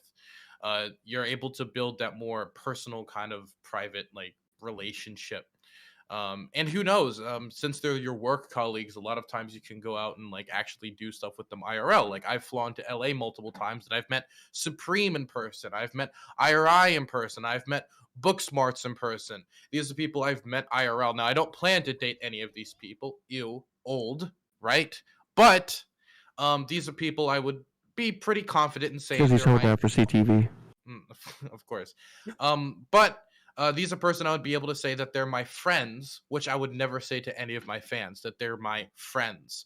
I even like had an experience where like I'll sometimes have like a mod or like a streamer, like a chatter come on and say, "You're one of my best friends, Dylan," and I'll be like, "Cool news," and then I'll never like reciprocate that type of interaction because it's not a good thing to do. Beautiful. I'm gonna give it away to Heem since you said that you never watched one of his streams. So. Yeah, I mean, fuck you, first and foremost. My streams are lit as fuck, and where else are you gonna get a Persian accent and a beard cam? Okay, go fuck yourself. And second of all, I want to say, like, for real, I'm anti sleeping with smaller content creators. I think it's a recipe for disaster. I don't think that it's necessary, whether it's sleeping with or dating. I think both are not a good idea, especially because they can be avoided so easily. Now, there are certain circumstances in which I think it makes it okay. If they're of similar size, then I think that you can kind of, I don't know, it's less troubling. But another one is like, let's say one streamer is like a 500 viewer streamer, but makes a living as a streamer, and another streamer is like a 10,000 viewer streamer, obviously making a living as a streamer. I think as long as both of these people are making a living or this is their thing, then it kind of is a little bit more acceptable, because you don't have the incentive, you know, this person, the smaller creator is still going to make their living, whether or not they're dating that person or not, or sleeping with that person or not. And so that's that's one caveat I would say. Another one is the streaming in different categories. So let's say, you know, the one reason that I frown upon it, I guess, or I don't think it's a good idea, is because people run in the same circles, and it kind of, I think it's a better in the streaming space when you keep those circles professional. And that's how I've, like, if anybody ever DMs me, I always respond in a professional way, you know, and I think it's best to keep the spaces professional. And but if someone's, let's say I don't know, I don't watch I don't know, give me a name of a game, who knows, fucking whatever, right? Whatever game. Let's say somebody's a streamer in a gaming category that I don't have any sort of connection to, and we just meet and they're like, "Hey, I stream on Twitch." And I'm like, "Oh, hey, I stream on Twitch. I'm a just chatting category." And they're like, "I'm a, I don't know, crab game category." Then maybe you can say like, "Okay, there's no other connections here, or whatever. We can explore this a little bit." But in general, I think, again, going back to my point from the previous topic, there's so many people out there in the world. Why limit yourself to other content creators? That's my take. Okay, name. Oh, also, just as a clarification for you, Heem, it's basically like no, but with nuance. No, I would say it's like no. I'm in the no category, but there are certain one or two others where I could say, okay, fine, like I can, maybe we can talk about this, but I would say I'm definitely in the no camp. Don't do it. Okay, sounds good. Okay, so yeah, name. Yeah. So first off, where are those TwitchCon orgies? Okay, I'm asking for a friend. Secondly, with that lighting you got, they're probably at your house. Yeah, I wish. Okay. Secondly, right. Earlier we compared a little bit like the fan relationships with like the power dynamics in professional settings. I think here we're in much closer to that, right? A much bigger streamer, and like what Heem was saying about categories, for example, that makes me think of like dating someone in different departments but in the same company. someone's like a manager in this department, but someone else is a fucking like secretary in the other department. They meet in the cafeteria. They don't really have like their like one's just chatting, the other's crab game. I think that's fine. Unfortunately, Maddie was astutely pointed out in the previous conversation. There is no like HR, and there's no like Amazon HR isn't going to help us either. So it's definitely another situation where people just have to like actually act like adults and be mature and correct about things. But it's definitely it's a better situation than with a fan, 100%. There's similar risks involved, but also like Dylan pointed out, there's a lot more trust, a lot more to lose between streamers if someone breaks the trust that's established, starts leaking DMs or doing weird shit. So yeah, I'm for. Okay, Paradigm. Copy. I'm gonna just say Trisha Paytas exists. Like, at some point, for streamers, your audience is a live audience and not a YouTube audience catching up on what you put out. Like, you're there, and if somebody stun locks you into saying something about somebody, it causes a lot more problems because then it enters the industrial clip complex, and people take it out of context. And I feel like for streamers, the fact that you interact with the people who will care most about you, like, I can ignore YouTube comments. I could do that, but it's really hard to ignore chat.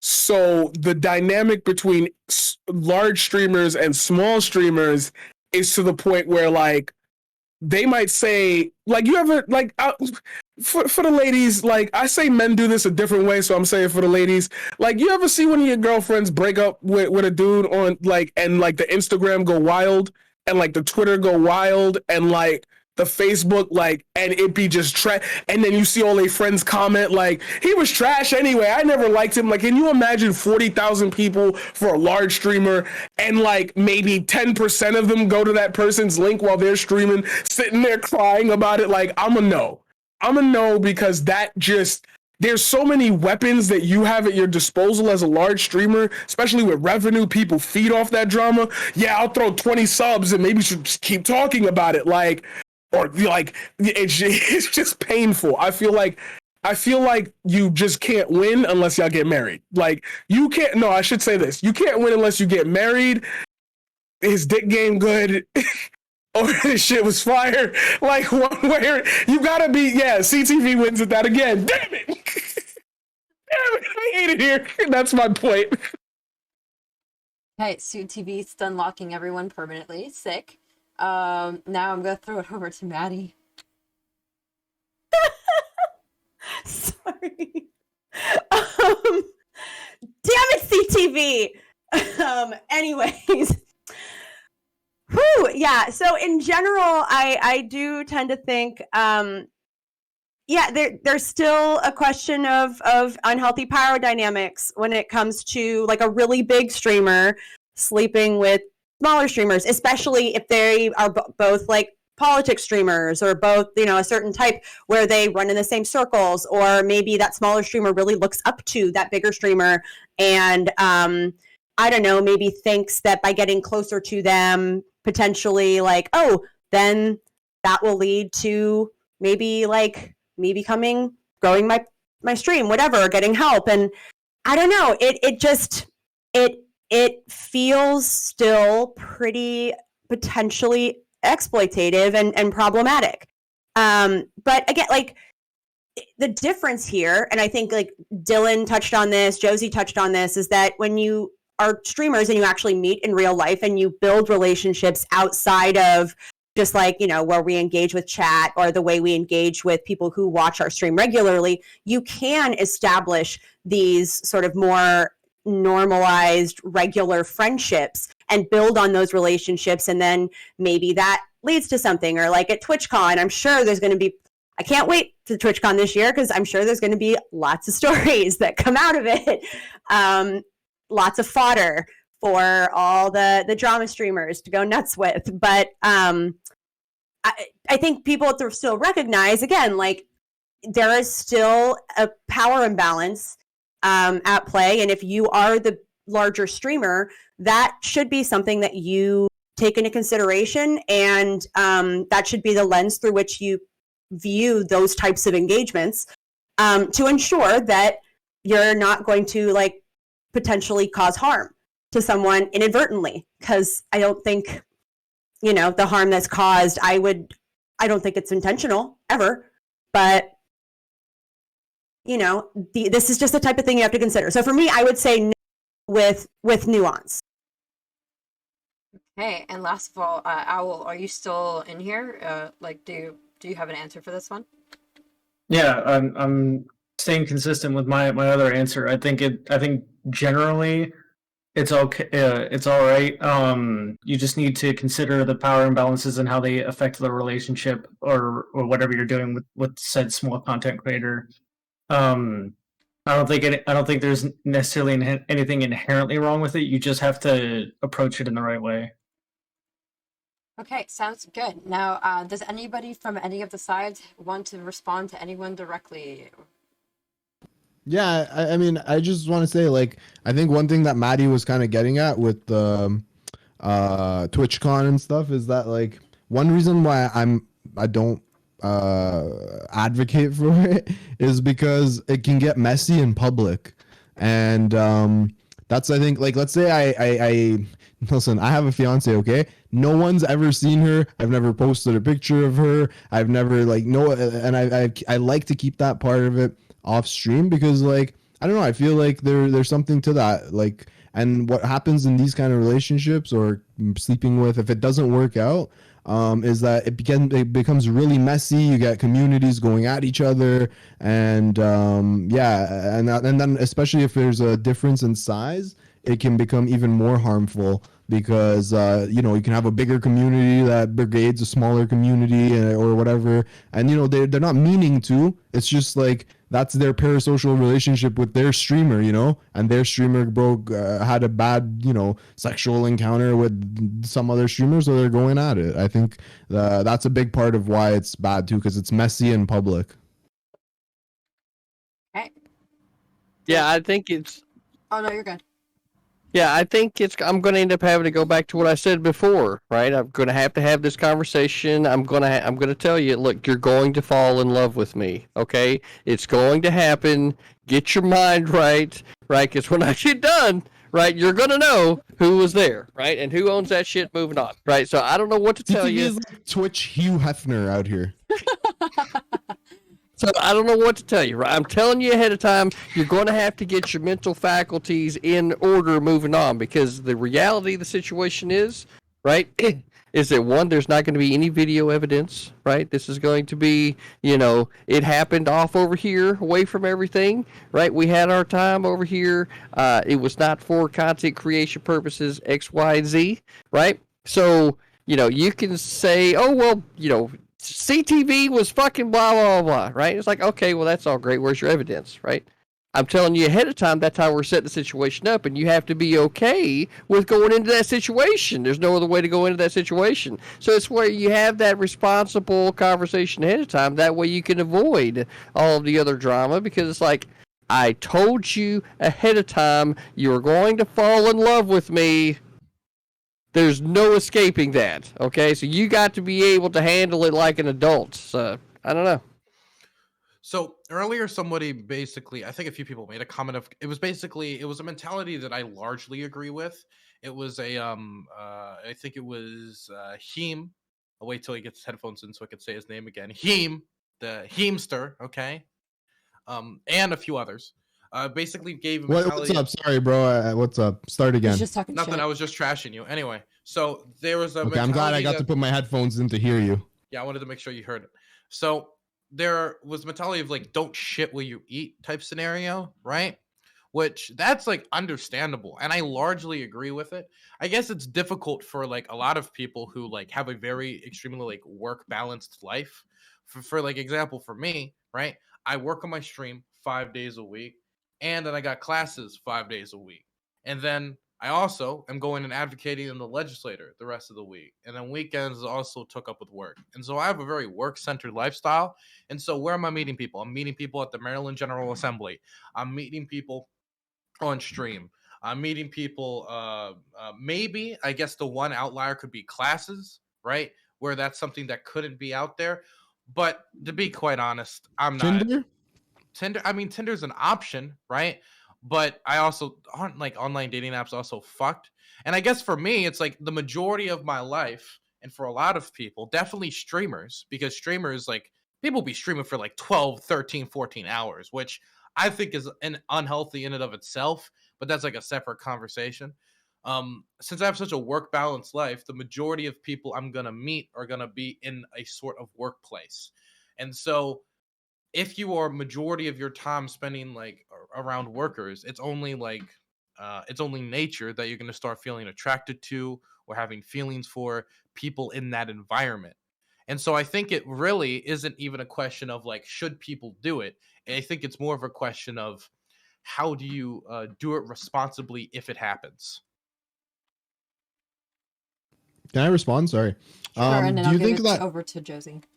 Okay, Dylan, do you think that someone sleeping with a boss or something, obviously you would say that's not good, or what would you say?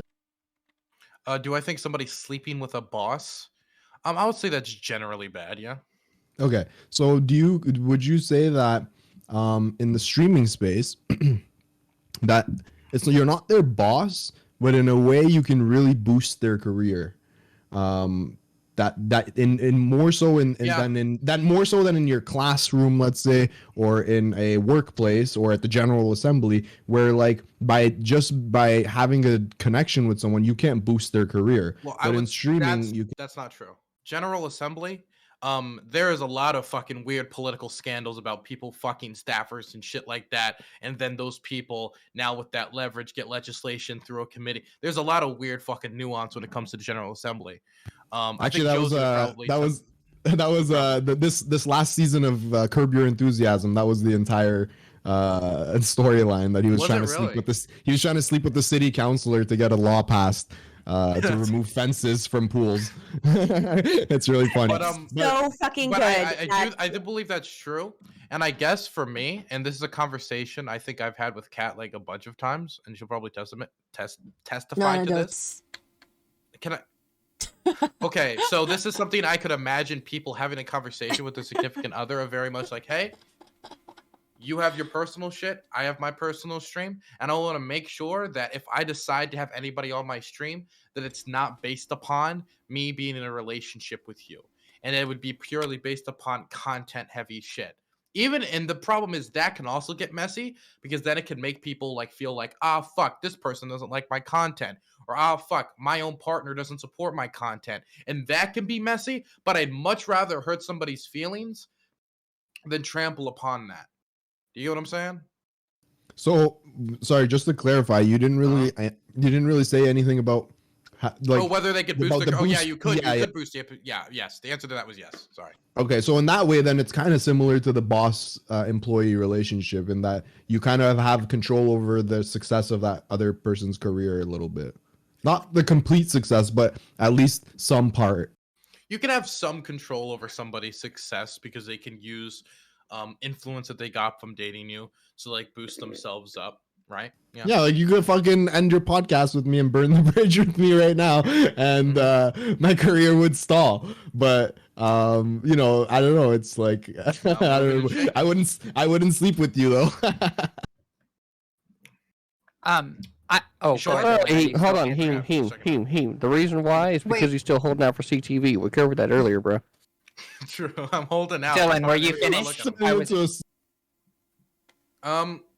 I guess for me, the difference would be, I would say if there is a relationship where one streamer's entire like shit is reliant upon another streamer, and they were to get into a relationship, I would say that shit is like so fucking unhealthy that it's just like something that I don't even think should be entertained.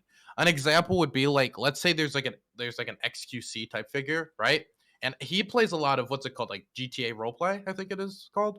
Yeah, GTA roleplay. And let's say there's some small streamer, that person who starts dating them, then they start appearing in more and more of their fucking GTA roleplay shit, and that starts getting pumped out, and that streamer comes up. But if they broke up, their shit would tank because nobody cares about the cutesy relationship anymore and all that shit. I would say that type of relationship where their income is based upon it and their living is based upon it, and if it was a breakup, it would smash. I would say that that's the type of stuff where it can completely sink. Because I could even think of normal workplace scenarios where one person's partial success in that company could be dependent upon them being in good with a person who might accept late work, for example, right? And so I would say that, like, to that standard, there has to be some wiggle room. But when you get to that level, like, yeah, I would say that part, that means like there's so much of an incentive to stay at that level that it can like foster something that's toxic. Yeah. And but I would say it's also, there's some wiggle room on, let's say they're in completely separate categories of like streaming. Like if somebody's a chess player and the other one's like a, I don't know, a fucking debatester, I think they're like so separate that I think that also is like different too. So you think running in the similar circles also has an impact on? I would say running in the same circles makes it so it's more likely to happen, that relationship I just talked about. Okay, gotcha.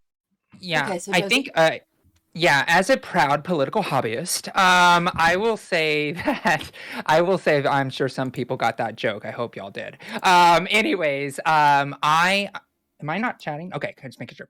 Okay, so I want to say that Dylan, you brought in a little bit of nuance that I really wasn't thinking about versus like Twitch is not my career. Twitch is something that I do for fun. It's something that, I hang out with my community, but my day job is, something completely different, completely divorced from Twitch 100%. And, I was a public figure for about 10 years before I was on Twitch. And so I've had to deal with like the power dynamics of like, oh, wait, are you like a voter, a constituent, or is this person trying to get a job with me? So all of those things do exist. And I totally understand what you mean. So when I think about like, when I think about these things, I think that like power dynamics, like Heem said, is like that's really, really important. And for me, for example, if I was, let's say, I'm going to throw this out there, if I hooked up with a Twitch political person, let's say at TwitchCon, right? Because whatever, right? Let's say I did that. For me, it doesn't really have that much of an impact if the person's a partner or not. It doesn't make much of a difference if the person is making a large living on this for the most part, because it doesn't really affect my professional life in any way. So for me, I don't see it as a workplace. Now, if it was somebody who is like working for the stream and they were like, doing all kinds of work for the stream, I think that is where things start blurring, because that's no longer streamer to streamer. That's like worker to management stuff. But yeah, I find it very interesting that that's the way you see it when you look at the dynamics of like, this is my livelihood and I can't affect my livelihood. That makes a lot of sense, and I can understand why a streamer who focuses on their livelihood would be much more, trepidatious about dating somebody in this sphere, because there's also coercion on the other side. Like the small streamer says, if you don't do this for me, I'm gonna, there's also that protection on that side. And then obviously the parasocial relationship of like boosting somebody, because I wouldn't feel comfortable if I was at TwitchCon or something, and then all of a sudden somebody's like, oh yeah, thanks for that, I'm gonna boost you, I'm gonna like talk about you all the time, and I'm just like, that's not what I want, like, and that's kind of one of those things I think is also very important. So I guess from the position that I sit as a content creator, as a streamer, it doesn't matter, but I completely understand from Heem and Dylan, people who do this for a living, and make their living off of this, would be much more trepidatious and have a stronger impact on why not to. Josie, can I ask you, do you think that most people who do this, even as a hobby, would be cool with doing this as a career? Like, they wish they could do this as a career? Not everybody, not me. Okay, not everybody, I but do you think wouldn't. that most people that stream that, are doing it as a hobby wish they could do it as a career? I don't think you could probably just ask around the room. That would be able to give a bit of a sample size. I mean, I know that Dylan does it as a career. I don't know. I mean, it's such a small sample size that I don't think it really matters. I was just wondering, because in my opinion, I think that like even the potential of having your career boosted from that hobby level to a level that you could consider it as a career, that in itself is enough of like incentive. Yeah, Let's say your fiance started streaming and then they wanted it to be a career and they wanted to stream in Twitch politics just like you. Would that become an ethical problem for you? No, because we were. I don't know. That maybe I'd have to think about it, but I think because we already have been together for 8 years, that it would be a little bit. I don't know. Like I would hope that there's more to it. You know, it is definitely complicated. Well, do you guys hold the same political ideology too? I think that might would come into it. Yeah, wouldn't the fact that your fiance is a Trump supporter come back to bite you? PPC supporter in Canada. Oh yeah, sorry. Okay, I'm gonna give it over to Paradigm. It's funny because like I had said after I made my opening argument, I guess, what Heem had said about the idea of careers. I feel like we also have to remember that larger streamers have larger connections that are outside of the Twitch realm, like sponsorships. Movers like and yeah. See, y'all good with this. I'm gonna learn. Don't worry, I'm gonna get there. I feel like we have to remember that their pull is a lot more than just viewership. Because when drama starts up, like for the sake of even the argument, like Hassan was at his biggest during January 6th. Like once the drama subsides, who really stays behind in the thread lines? And when it comes to personal drama and interpersonal relationships, when you have to be on screen live reacting, it's a lot harder to ignore the downfalls of why people are watching you, and it can transform you mentally into somebody who's very you might be unstable to the point of not being able to deal with always having a section of your content be around this situation that you gave up on. You might be one of the people who can move on from things in a certain way, and like they always bring it back up. Like I feel larger creators just have that air around them when it comes to streaming because everybody's paying attention to their moves. It's rarely a crossover from Twitch to YouTube. It's more YouTube to Twitch. So like everybody's waiting for you to talk about it. Why aren't you bringing this up? Why aren't you? And it throws you what Heem? What?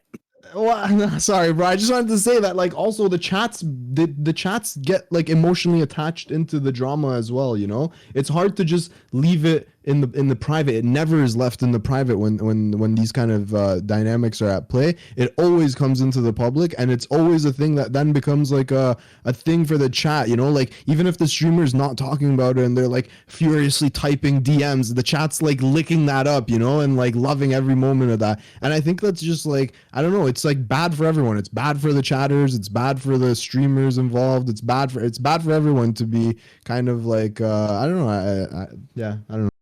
I just want to add before I finish. I didn't mean that aggressively. You caught me in the breath, and I was like, "What?" Sorry. So I saw your face. Like my fucking dad and shit when I try to interrupt him at the dinner table. What? Okay, Maddie. Yeah.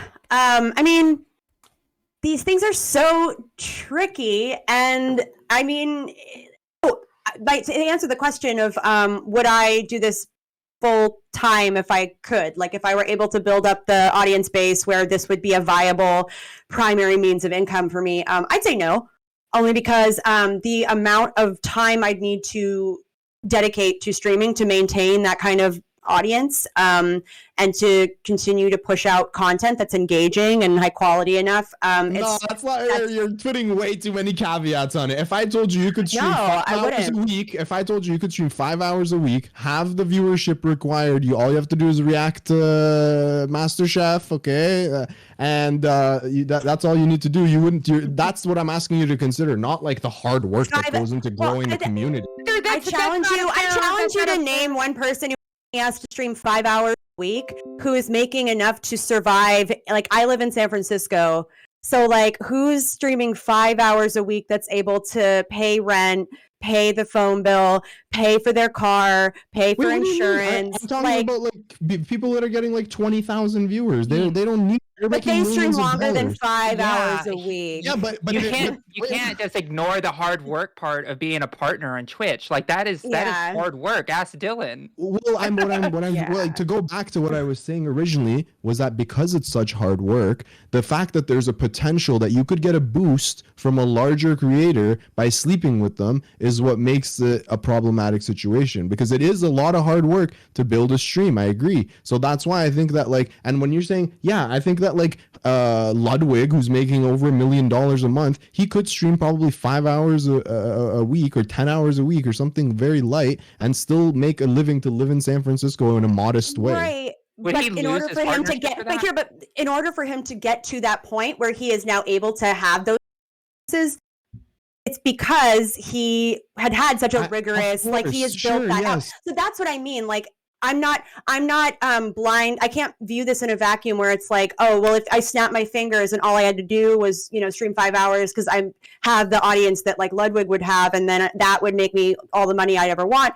Like, yeah, I think you'd be hard pressed to find someone who wouldn't take that deal. But I also acknowledge that in order to get to that point where Yeah, that of would be an course, option yeah. available to me, and that's just simply, and for some people, this is something they're willing to do all the time, and I think that's great. I watch them. I'm a fan of those people, but for me personally, it's just I see this more as an extension of the work I do professionally with political organizing and activism and like working with different campaigns. So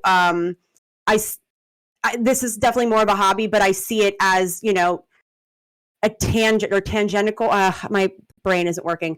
It's like akin to, thank you, tangential to my regular work. So yeah, but that again, like as Josie mentioned, that also changes how I view these types of relationships or like the possibility of hooking up. Because for me, I guess because I don't view this as my main source of income, for like, if I were still single and like was okay, just like hooking up with a streamer, it wouldn't really matter as much to me whether or not that streamer is like big and popular, only because I guess I don't have the same incentives tied to it where it's like, oh yeah, this could potentially give me a boost or have them view me more favorably and kind of give me nudges every so often, have me on their stream or something. I don't have that same drive that maybe people who want to do this professionally do. And then in that case, it poses a whole host of problematic issues. But I got it. I would love to answer that because I don't think that's necessarily true, only in the realm that I think you don't have a lot of control over whether or not it does something for your career, because then we get into the idea of, okay, at TwitchCon, if pictures are taken of you and that person and somebody puts it, it's like the control of your audience is, you have to set that tone. And I feel like streamers don't give a shit about that because that doesn't happen that much in this realm thus far. I could be wrong. I'm probably wrong because I don't pay attention to the drama circles, but like, I feel like, oh, these two streamers were going at it on Twitter and now they're being seen walking together and talking and smiling. It's like, if we go and do something and it slips out of one of the person's mouths at one point, like that's part of that, like uncontrollable, that people will talk anyway. So now it's the question of, am I even going to put myself in that type of environment? And then smaller streamers will see somebody and be really excited. What if the larger streamer thinks that they're really cute? They see, it's always back to CTV. God damn it. Every time, yo, I hate this man. I hate him so fucking much. You have no idea. Oh my God, bro. TV, you got to get an OnlyFans so ParadigmShift can subscribe for exclusive content. I hate it here, yo. But like, yeah, I feel like if you're gonna have it, if we're gonna have the conversation, it's going to end up around like, well, what can you get out of it? And obviously, the smaller streamer will always benefit in that type of dynamic. But like, what type of audience do they have? Do they have a kind and concerning one that understands it and moves on, or is it like, wow, that's the first time I've seen them with another person? Like, career. Let's talk about it. One question I have, though, sorry, just to respond to that, because I think you're right. Like, the person that would benefit from that, the smaller streamer, is kind of engaging with the larger streamer because it could potentially benefit their career, they benefit. But I also think on the flip side, if they were to, like, maybe they have a falling out, or like they had been hooking up, something happens, the bigger streamer is then in a much more powerful position where, like, if they wanted to, they could torpedo the smaller streamer's career, just given that they have a lot more clout, that they have a larger dedicated viewership. And so the fact that someone can hold that kind of, like, sort of Damocles over the little streamers head, like, it makes me wonder how many smaller streamers then, if maybe there's problems in relationship but they don't want that to happen to their career, it makes me wonder if there's a certain degree of coercion or exploitation because they just don't want to anger the streamer. And this is something that's happens in other relationships with a financial component more frequently. It's not really coercion. It's kind of just like what's that risk of being lost, right? Like, it's opportunity cost. Yeah, exactly. Well, I think it really comes down to the five-head take here, right? Even if you're a larger content creator, right? You know, especially if you're in the debate sphere or, you know, drama sphere or wherever the spheres that you're in, right? You may see a smaller streamer and go, you know what? If I can get that person to, you know, help me create content, even though they're a smaller streamer, right? They can see that the person that came onto the scene, right? They've got the right kind of energy, they got the right kind of charisma. They're going to be able to pull them in the, you know, help pull them in the direction that they want to go. Then there's the five-head take of, like, having a relationship with this person is beneficial that way too, right? And if that's recognized on both sides, then like, where's the power actually at, right? Because, you know, as you're coming up through, you have to be careful as well, you know, with the types of interactions that you have with people or who you decide to engage with. So the five-head take here is that if you're coming onto the scene, you know, you've got to be careful both as a larger creator and as a smaller creator. And you ultimately, it's going to come down to, I would say, reputation and ability to separate, right? Say, you know, public from private. And I feel like that, especially in streaming, right? If you're wanting to have any type of private life, whatever it is, right? Then it's going to be incumbent on the people that you bring closer into where you are to be able to know that, like, they're not going to be complete shitheads, which is not always easy either. So it goes both ways. Okay. Now I just want to, like, go around and check up on people that aren't haven't been speaking very much. So, like, Name, do you have anything that you would like to add? Dylan, Owl, Maddie, Josie. Yeah, sure. I was thinking there's also, like, an awkward component if there's a really big, like, viewer imbalance, and Dylan kind of talked about it, where, like, with his policy of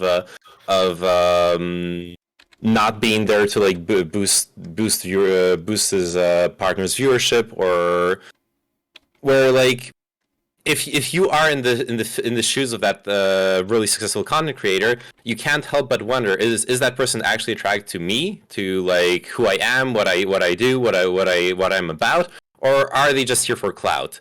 And, like, Dylan's stance, I imagine, like, you feel great about it because you completely throw that out of the window. Like, you don't have to worry about someone liking you for clout, right?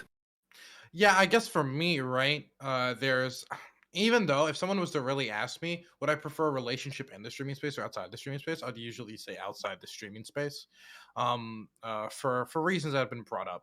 I would say that there is complications that I already brought up, that, like, me saying, like, hey, I'm not going to bring you on my stream unless I really think you're going to benefit this in some way, because this is my work life. This means a lot to me. I've been building this for years now.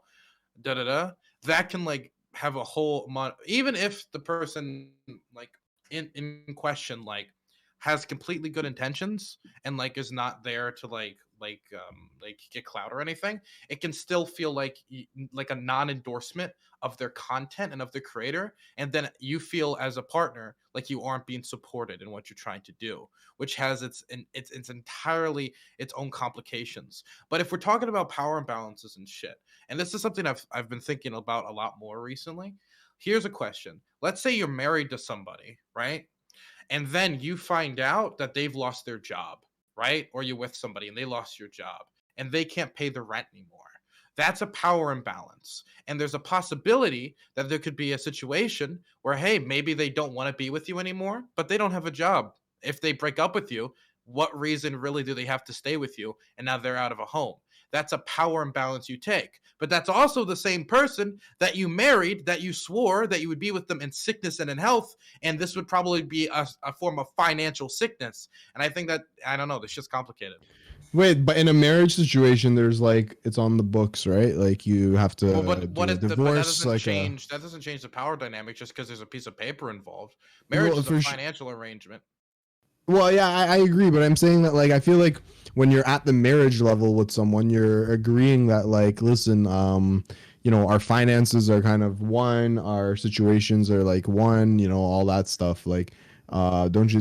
I don't know. I think a marriage is like a much more serious union. It is serious, but there's still that power imbalance if one person in the relationship is making all the money, paying all the bills, because that means that financial piece of paper you signed is what's keeping one of the partners above water. Say you wanted a divorce. This is why there's all those like big divorce things where like Jeff Bezos's wife made like all this sorts of money. It's because it was that type of arrangement.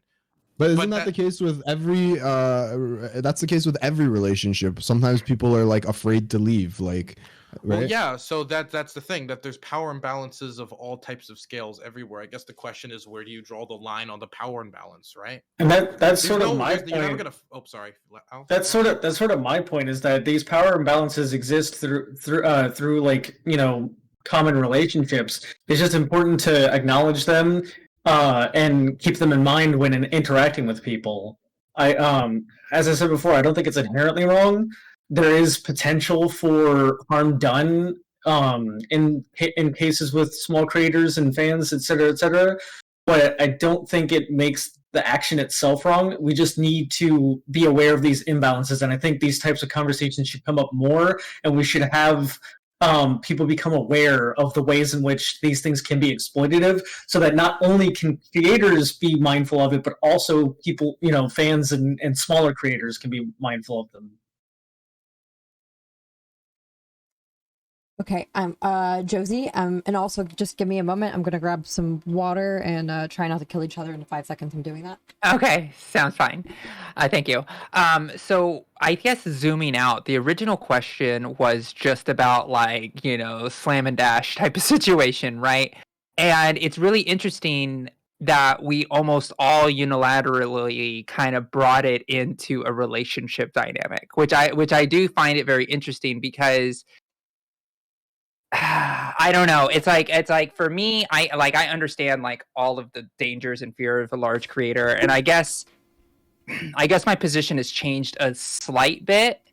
For me personally, because I really am just a person like that really doesn't. I love doing this. Don't get me wrong. People keep following and subscribing, but I do this for fun and excitement. And you know, one of my favorite parts about Twitch and what I like about Twitch, since it's not the money that I'm here for, is this community that we're all a part of right now as we speak. And I really enjoy that, like that camaraderie, that friendship, that situation, and like, oh, you have a liked point of view of what my life experience is by you being a, you know, streamer or whatever. And so for me, when I look at it, I definitely look at it as, oh, I'm here to have fun. I'm here to meet new people, have a good time, all that type of stuff. While I completely understand people who devote as much time as you do, Dylan, and I know Heem, you've been getting on more as well, and CTV, I know you do a lot of streaming as well. I don't know so much about any other folks as much. I'm so sorry. I know that I need to know more. I apologize and talk about how much I love the community, and I'm not 100% on everybody's stream schedule. I'm sorry. But I do believe that there are points where a streamer like myself, or even Maddie, even though Maddie is about to get married and stuff, but has a lower stake at the game. It's very low stakes for us to go and just meet somebody and be like, oh yeah, let's do the thing, and then walk away happier people.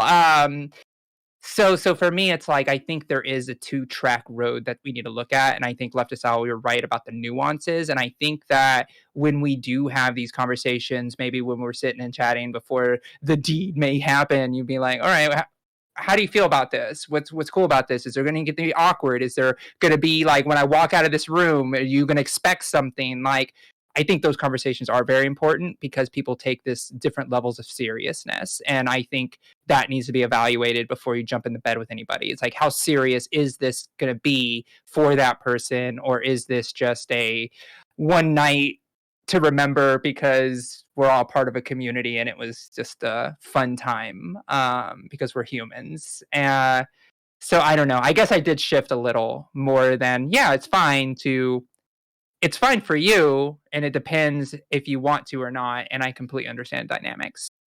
Yeah, I understand people not wanting to engage in it. I definitely don't begrudge anyone that's just like hard limit, no fans or smaller creators. I just want to say, like, similar to CTV, what I always have to consider is that when anyone meets me in real life, they're going to fall in love with me. It's a burden I have to carry, and it just complicates things. And I leave behind me a trail of broken hearts, and that weighs heavily on me. And I guess I just want to say that I'm a victim. Yeah. I keep them in jars. I just want to say that I'm a victim.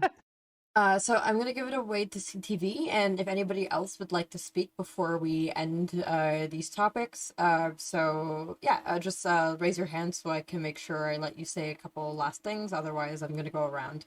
Okay, so CTV. Yeah. You got to have those conversations ahead of time if you're going to be doing a thing, and you've got to take time to, get to know a person to know, at the end of the thing, right, or the night or whatever it is, that it's going to be like, it's going to be in this nice, neat little box, right? We don't really talk about it, if we're like in a private setting, we can make jokes between each other, yada, yada, yada. But in reality, if you're in a public space and you're expecting to have, especially I would think with things that are of a bedroom nature, right? It's, kissing and telling, right, is, something that's looked down upon, or I think should be, right?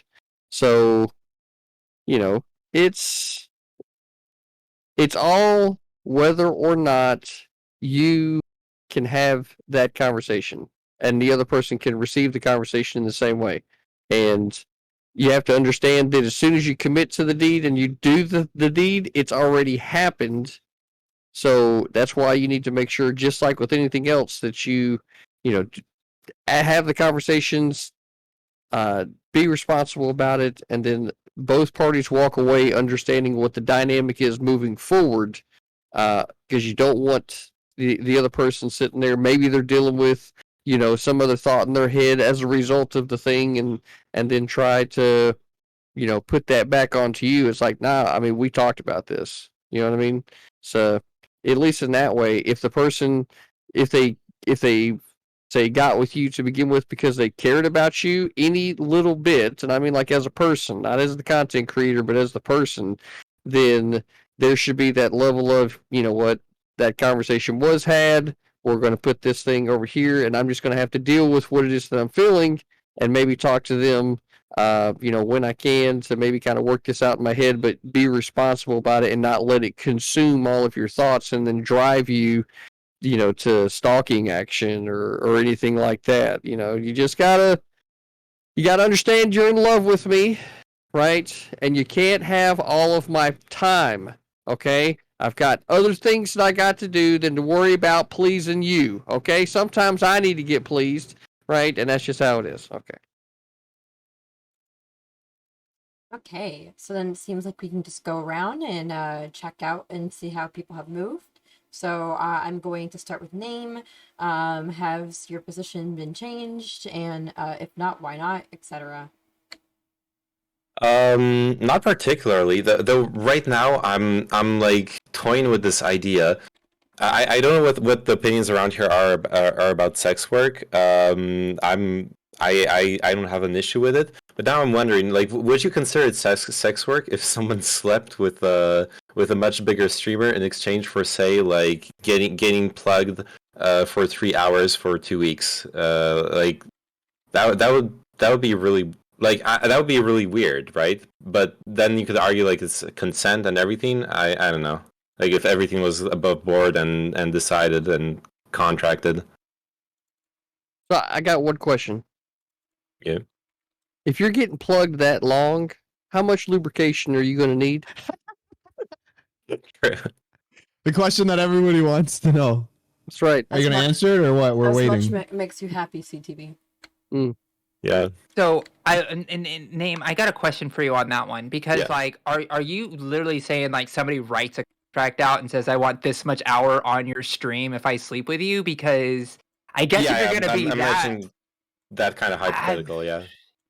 I mean, would be weird, right? It's very transactional, but I think it's okay. Or even if you said to the streamer, I'm gonna sleep with you and then I'm gonna raid you, and then they're like, okay, fine, I guess. Like if you're upfront about it, maybe. You know? I don't know. I like a lot of sex work, you know, to be legal has to be licensed in some way and certain things. So a lot of times, like it also depends on region and how like goods and services are traded for sex versus like monetary value. I think it would be a horrible idea, and I don't think any at least in my opinion, any sex workers that I know would want the cash, baby. Give me that cash. Yeah, you can't feed your kids on viewership. Yeah, like it seems like that if you're just gonna do it, just be upfront about it and try not to be cagey about influence peddling or sex. That's weird. Yeah, if you're gonna do it, you'll get a lot of exposure. Well, if you're going to do it, you make sure you give them every inch, right? Don't fucking hold back. Go balls deep with it, right? And give them what they fucking need, okay? You just got to. Don't fucking hold back. I appreciate the quality assurance. Put this panel on YouTube. I'm going to title it CTV Gets Horny. That's the title.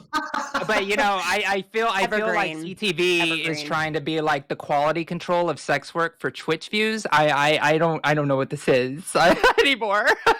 Yeah, CTV's sex tip of the day is go balls deep.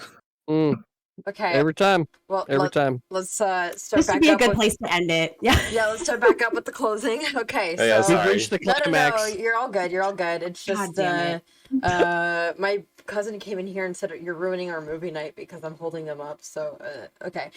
So the next person is Heem. Was your mind changed? And if not, why not?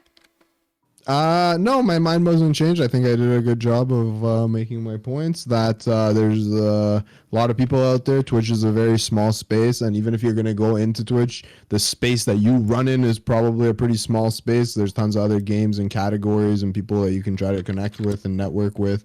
When it comes to sleeping with smaller creators, I think that that incentive of like getting a career boost out of it kind of makes things a little bit muddy and murky for me, and I don't really I think it's good. I think when these kind of relationships or whatever, sexual or otherwise romantic, when these things between content creators don't work out, they always end up being very messy and very toxic in terms of how they're dealt with in public. I don't think relationships in general should be dealt with in public and for an audience.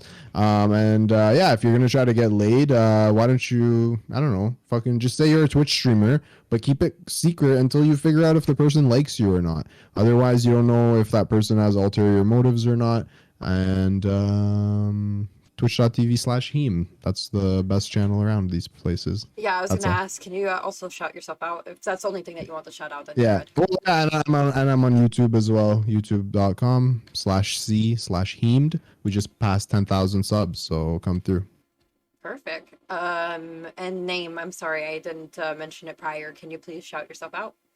Yeah, no worries. NameMannen at Twitch, and also got like a YouTube channel and very few subscribers, so you can go check it out. Got memes there. Okay, perfect. Now Maddie. Yeah, I think So I came in, I will say my mind was slightly changed because I think there's a point to be had around like how streamers engage with each other a lot more differently than the way like streamers would engage with fans. There is the potential to like build a meaningful offline relationship there. And we've seen plenty examples of that. But when it comes to a really large streamer and a really small streamer, I think I still find it really problematic. I think there's still questions on the impact of power dynamic and the way that can cause harm, the way that can lead to manipulation, exploitation. And it's just something that I think larger streamers should be mindful of if and when they decide to get involved with not only just like their fans, but other streamers, to know that, you know, there's potential blowback, there are potential implications for like causing harm to someone else. And it just takes a lot of communication and having empathy and transparency and checking in to make sure that your partner or whatever else is okay with the nature of the relationship and where it's going, because the reality is that there are power dynamics in every relationship and they constantly evolve. But so the way people deal with that and ensure that it doesn't go into an unhealthy area is by communicating and making sure that both people still feel fulfilled and heard and are happy with the nature of the relationship. So I think that would be sort of my key takeaway. And my shout out is, hi, I'm MaddyCakes. I'm on Twitch as MaddyCakes. And I'm on YouTube as well, but I have a whopping 200 subscribers on YouTube. So I'm coming for, I'll let you know when I get to my 10,000 too. Tomorrow, I'm sure it'll happen. Someday. Perfect. Okay, let's go to Paradigm. My mind has not been changed. I feel like the people here are just way too brilliant to do something dumb. I feel like if I gave any, and I used to say this a lot, no, I shouldn't say I said this a lot. My friend would say this to me a lot when I started on Twitch, and I was always like, I want a big chat like, you know, Dylan's, I want a big chat like Hassan's, you know. If I handed that to any random one of my friends, I feel like I know where their mind would go with that amount of fame. I just don't trust people at this point in time to have that wherewithal. At least, like, you're gonna get taught your lesson if you fuck it up the first time, but like, men are dumb. Like, I don't know how to tell you. Just like, they move stupid. So like, I can't give you the Gucci bag and the Balenciaga shoes. I just know you're gonna try to flex, and like, the flex is the problem, and it kills me. Cause like, why are you flexing? Like, it's in the realm of everything. Being internet famous is not like all that. You can find me at twitch.tv/the_paradigm_shift. Please let Twitch know to give me back my name. I hate the underscores. You can find me on Twitter at Marquise Paradigm. And I will say, the only thing that would change my mind is if I got to get a hold of Heem's head. Like, that head is just so fucking clean. I would do just palm it, like a Spalding, bro. Like Michael Jordan at the top of the paint. Okay, I see that we have a bit of sexual tension happening here. Please get a room. Okay, so the next No, I already said that's wrong. I would not do that with other streamers, Okay, especially never smaller mind. streamers Never like mind. Marquise. There's absolutely no sexual tension happening. This is just I'm just watching pure shutdowns. That's pretty cool to see too. Sex is gross. I agree. Speaking of that, Dylan, Why are you flexing, Heem? Why are you flexing? What's up with that? Because the whole thing was about sleeping with smaller streamers. So yeah, Dylan, your opinion has it been changed, and if not, etc. I'm gonna be honest. I've been checked out for the last 10 minutes responding to somebody who needs some Adderall right now on Twitter. What the fuck is this? This is not the Twitter panel. But these people are insane. That's great. Do it on your own stream. Yeah, so, we got shit to do, Dylan. Do it on your own stream. Do it on your own Okay. stream. Hey, if you wanted to do it on your own stream, you should have streamed today. It looks like you got 2 more days until we could talk about Twitter. What do you think? What do you think? Anyway, so I'm just gonna say that relationships are fucking complicated. I don't got all the instructions. Nobody on this panel's got all the instructions for it. Power balances exist everywhere. It's just a question. No, you don't. I asked you a question, Heem, and you couldn't answer it. You didn't even have all the answers on this panel. When I answer it now, if your wife got into streaming, okay, and she streamed politics, okay, what would you do? Nothing. What do you want me to do? So what you're saying, okay, but you don't endorse other people who do that though. Yeah, But if because you we were to already do the have an exact same established thing, you relationship. Because we already have an established relationship. Got you. So the establishment of the relationship beforehand is what's important. Yeah, that's what I said. Like, if you go and meet someone, right, and then you're like, I'm a streamer, you develop a relationship, you start dating, whatever, and then after a few months, you're like, hey, by the way, this is my channel, whatever, and you can, whatever, you want to be a streamer, whatever, then it's different, I think. I don't know. Got you. Get Anyway, the fuck off Any Twitter other and answer my question? question. I'm sorry, this person's I don't insane. I've never been care. called. Dude, look, if someone calls me the F slur, I'm in. I'm locked Damn, on. do it okay? on your own stream. So has your opinion been changed or not? No, it hasn't. I'm same place I have been when I started. Okay, and who are you? No one knows who you are. Hassan, twitch.tv/Hassanabi. Okay, Find me sick. there. I'll be shouting him out. Him, you, it. Now. Okay, great. Now Owl. Yeah, my mind wasn't changed. I just think that these power imbalances we're talking about exist in almost all forms of relationships, just to varying extents. And I think it's just important to keep them in mind and call out when those power imbalances are used for manipulative purposes. Yeah, and you can find me at twitch.tv/TheLeftistOwl and on YouTube as TheLeftistOwl and on Twitter as @LeftyOwl. Merci. Okay. Josie. Okay. I think we had a fruitful conversation. I appreciated it. I know it got there, but what the topic, of course, it is. Just bringing it back, I think that, it is a very nuanced conversation that you should be able to have yourself and the person that you are thinking about getting in this quick little go, slam and dash type situation, or it's going to be an actual relationship. I think we should be all adults, but we know that people can be really terrible on this platform. So we have to be extra careful about that. But I will say that my position has changed a little bit to be like, yeah, there's absolutely a lot more nuance with like the power and dynamics with the people who do Twitch for a career. And I think that's a very, very good and valid point. You can find me on twitch.tv/JosieRose. You can also follow, be a part of my Discord at discord.gg/lovenest. And we just do a lot of variety content, political. I'm a cozy political streamer, is what I like to say. And we just do reactions. We talk about trans rights a lot and a variety of different things. We do panels like this. So if you're interested, come on. You're more than welcome in our community. Thank you, Kat. No problem. And last but not least, of course, it is the people's champion, CTV.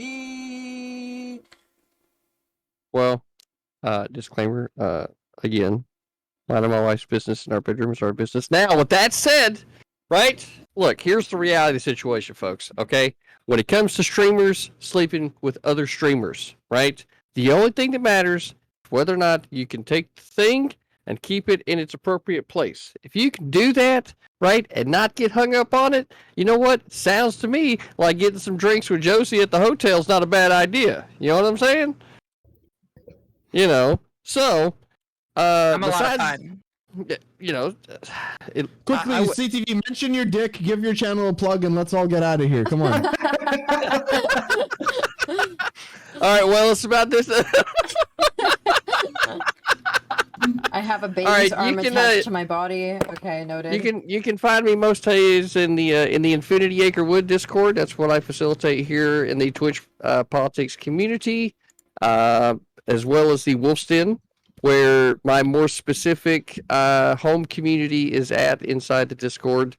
I just started on Wednesday nights. We are doing a show called Marvel Me With Your Bullshit or Be Disconnected. Everyone that hears my voice right now, if you have the ability to turn on your fucking webcam, right, and have a microphone so I can hear you, has the ability to be able to come marvel me with your bullshit, right? So, you hop in the waiting room. As the room fucking fills up, what I do is 5-10 minutes, you get to come into the room.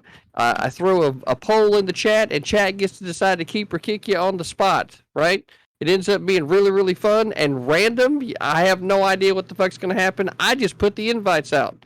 So it just ends up being a lot of fun for everybody.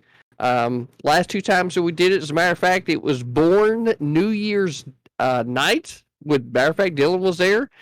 We just fucking fell right into it. It's a fucking, I was there it's a too. It brilliant was fucking very idea. confusing. Everybody needs to come by and be a part of it. Perfect. So I've shouted you out, and okay, since even though I'm hosting, I am smaller, so I'll use the opportunity. Hello, I'm Kat. I hosted this thing. I will also be hosting another one in the future to talk about Black issues, not as in a conversational thing, but more to explain to our audience different types of things that happen in the Black community. For example, there's a concept in the Black community of good hair. I fucking hate it. So we'll have conversations like that where we explain to our community what good hair means. Why is there a whole thing between light skin and dark skin? The community rivals between Caribbeans, Africans, and African Americans. Things like that. So I'll be hosting that sometime in the next couple of weeks. Also, tomorrow I will be streaming with my mom and we'll be making curry guot. And it's going to be fucking sick. I did a marination stream a couple of days ago and we'll be cooking it together along with lasagna. So if you want to play your favorite Bob Marley song and be a fucking pleb, you can watch tomorrow. Dylan, what do you want? I just want to say on the topic of a Black issues panel, I want to say for the record, I have no issue with the Black community. Well, I mean, So brave. okay, You're well, so brave. Stunning and brave. Wait. Heem, you're not allowed to laugh. I saw you were like dead faced for 2 seconds and other people laughed. And you're like, okay, I got permission. I saw you, motherfucker. Don't pretend. Listen, I'm getting ready for the next segment. I'm supposed to play Minecraft. I'm figuring out my login and shit like that. Dylan, a white supremacist burns. This is true. You should look at Twitter right now. Oh my god. If you mention Twitter one more time in my presence, I will choke you out on your own stream. I've never seen somebody tell me to kill myself and then ask for $20 right after before. Okay, it's a crazy literally did it last time I was over there. It's called any relationship I've ever fucking been in. Come on now. Oh no, CTV. Damn. Oh no. Let's I unpack thought that they later. loved you. That's I sad. thought Okay. they loved you. Is That's that what like, you're yeah, saying? let me let me just bid people They fall in adieu love for with me and they hate that. I get it. Bye, Your everyone. penis. Okay, Oh. so yeah, I'll bid you all adieu, and anyone that would like to be gone, feel free to be gone. And thank you for coming by. And Bye. yeah. Bye. Bye bye. Bye. Thanks for Bye. everything. See you.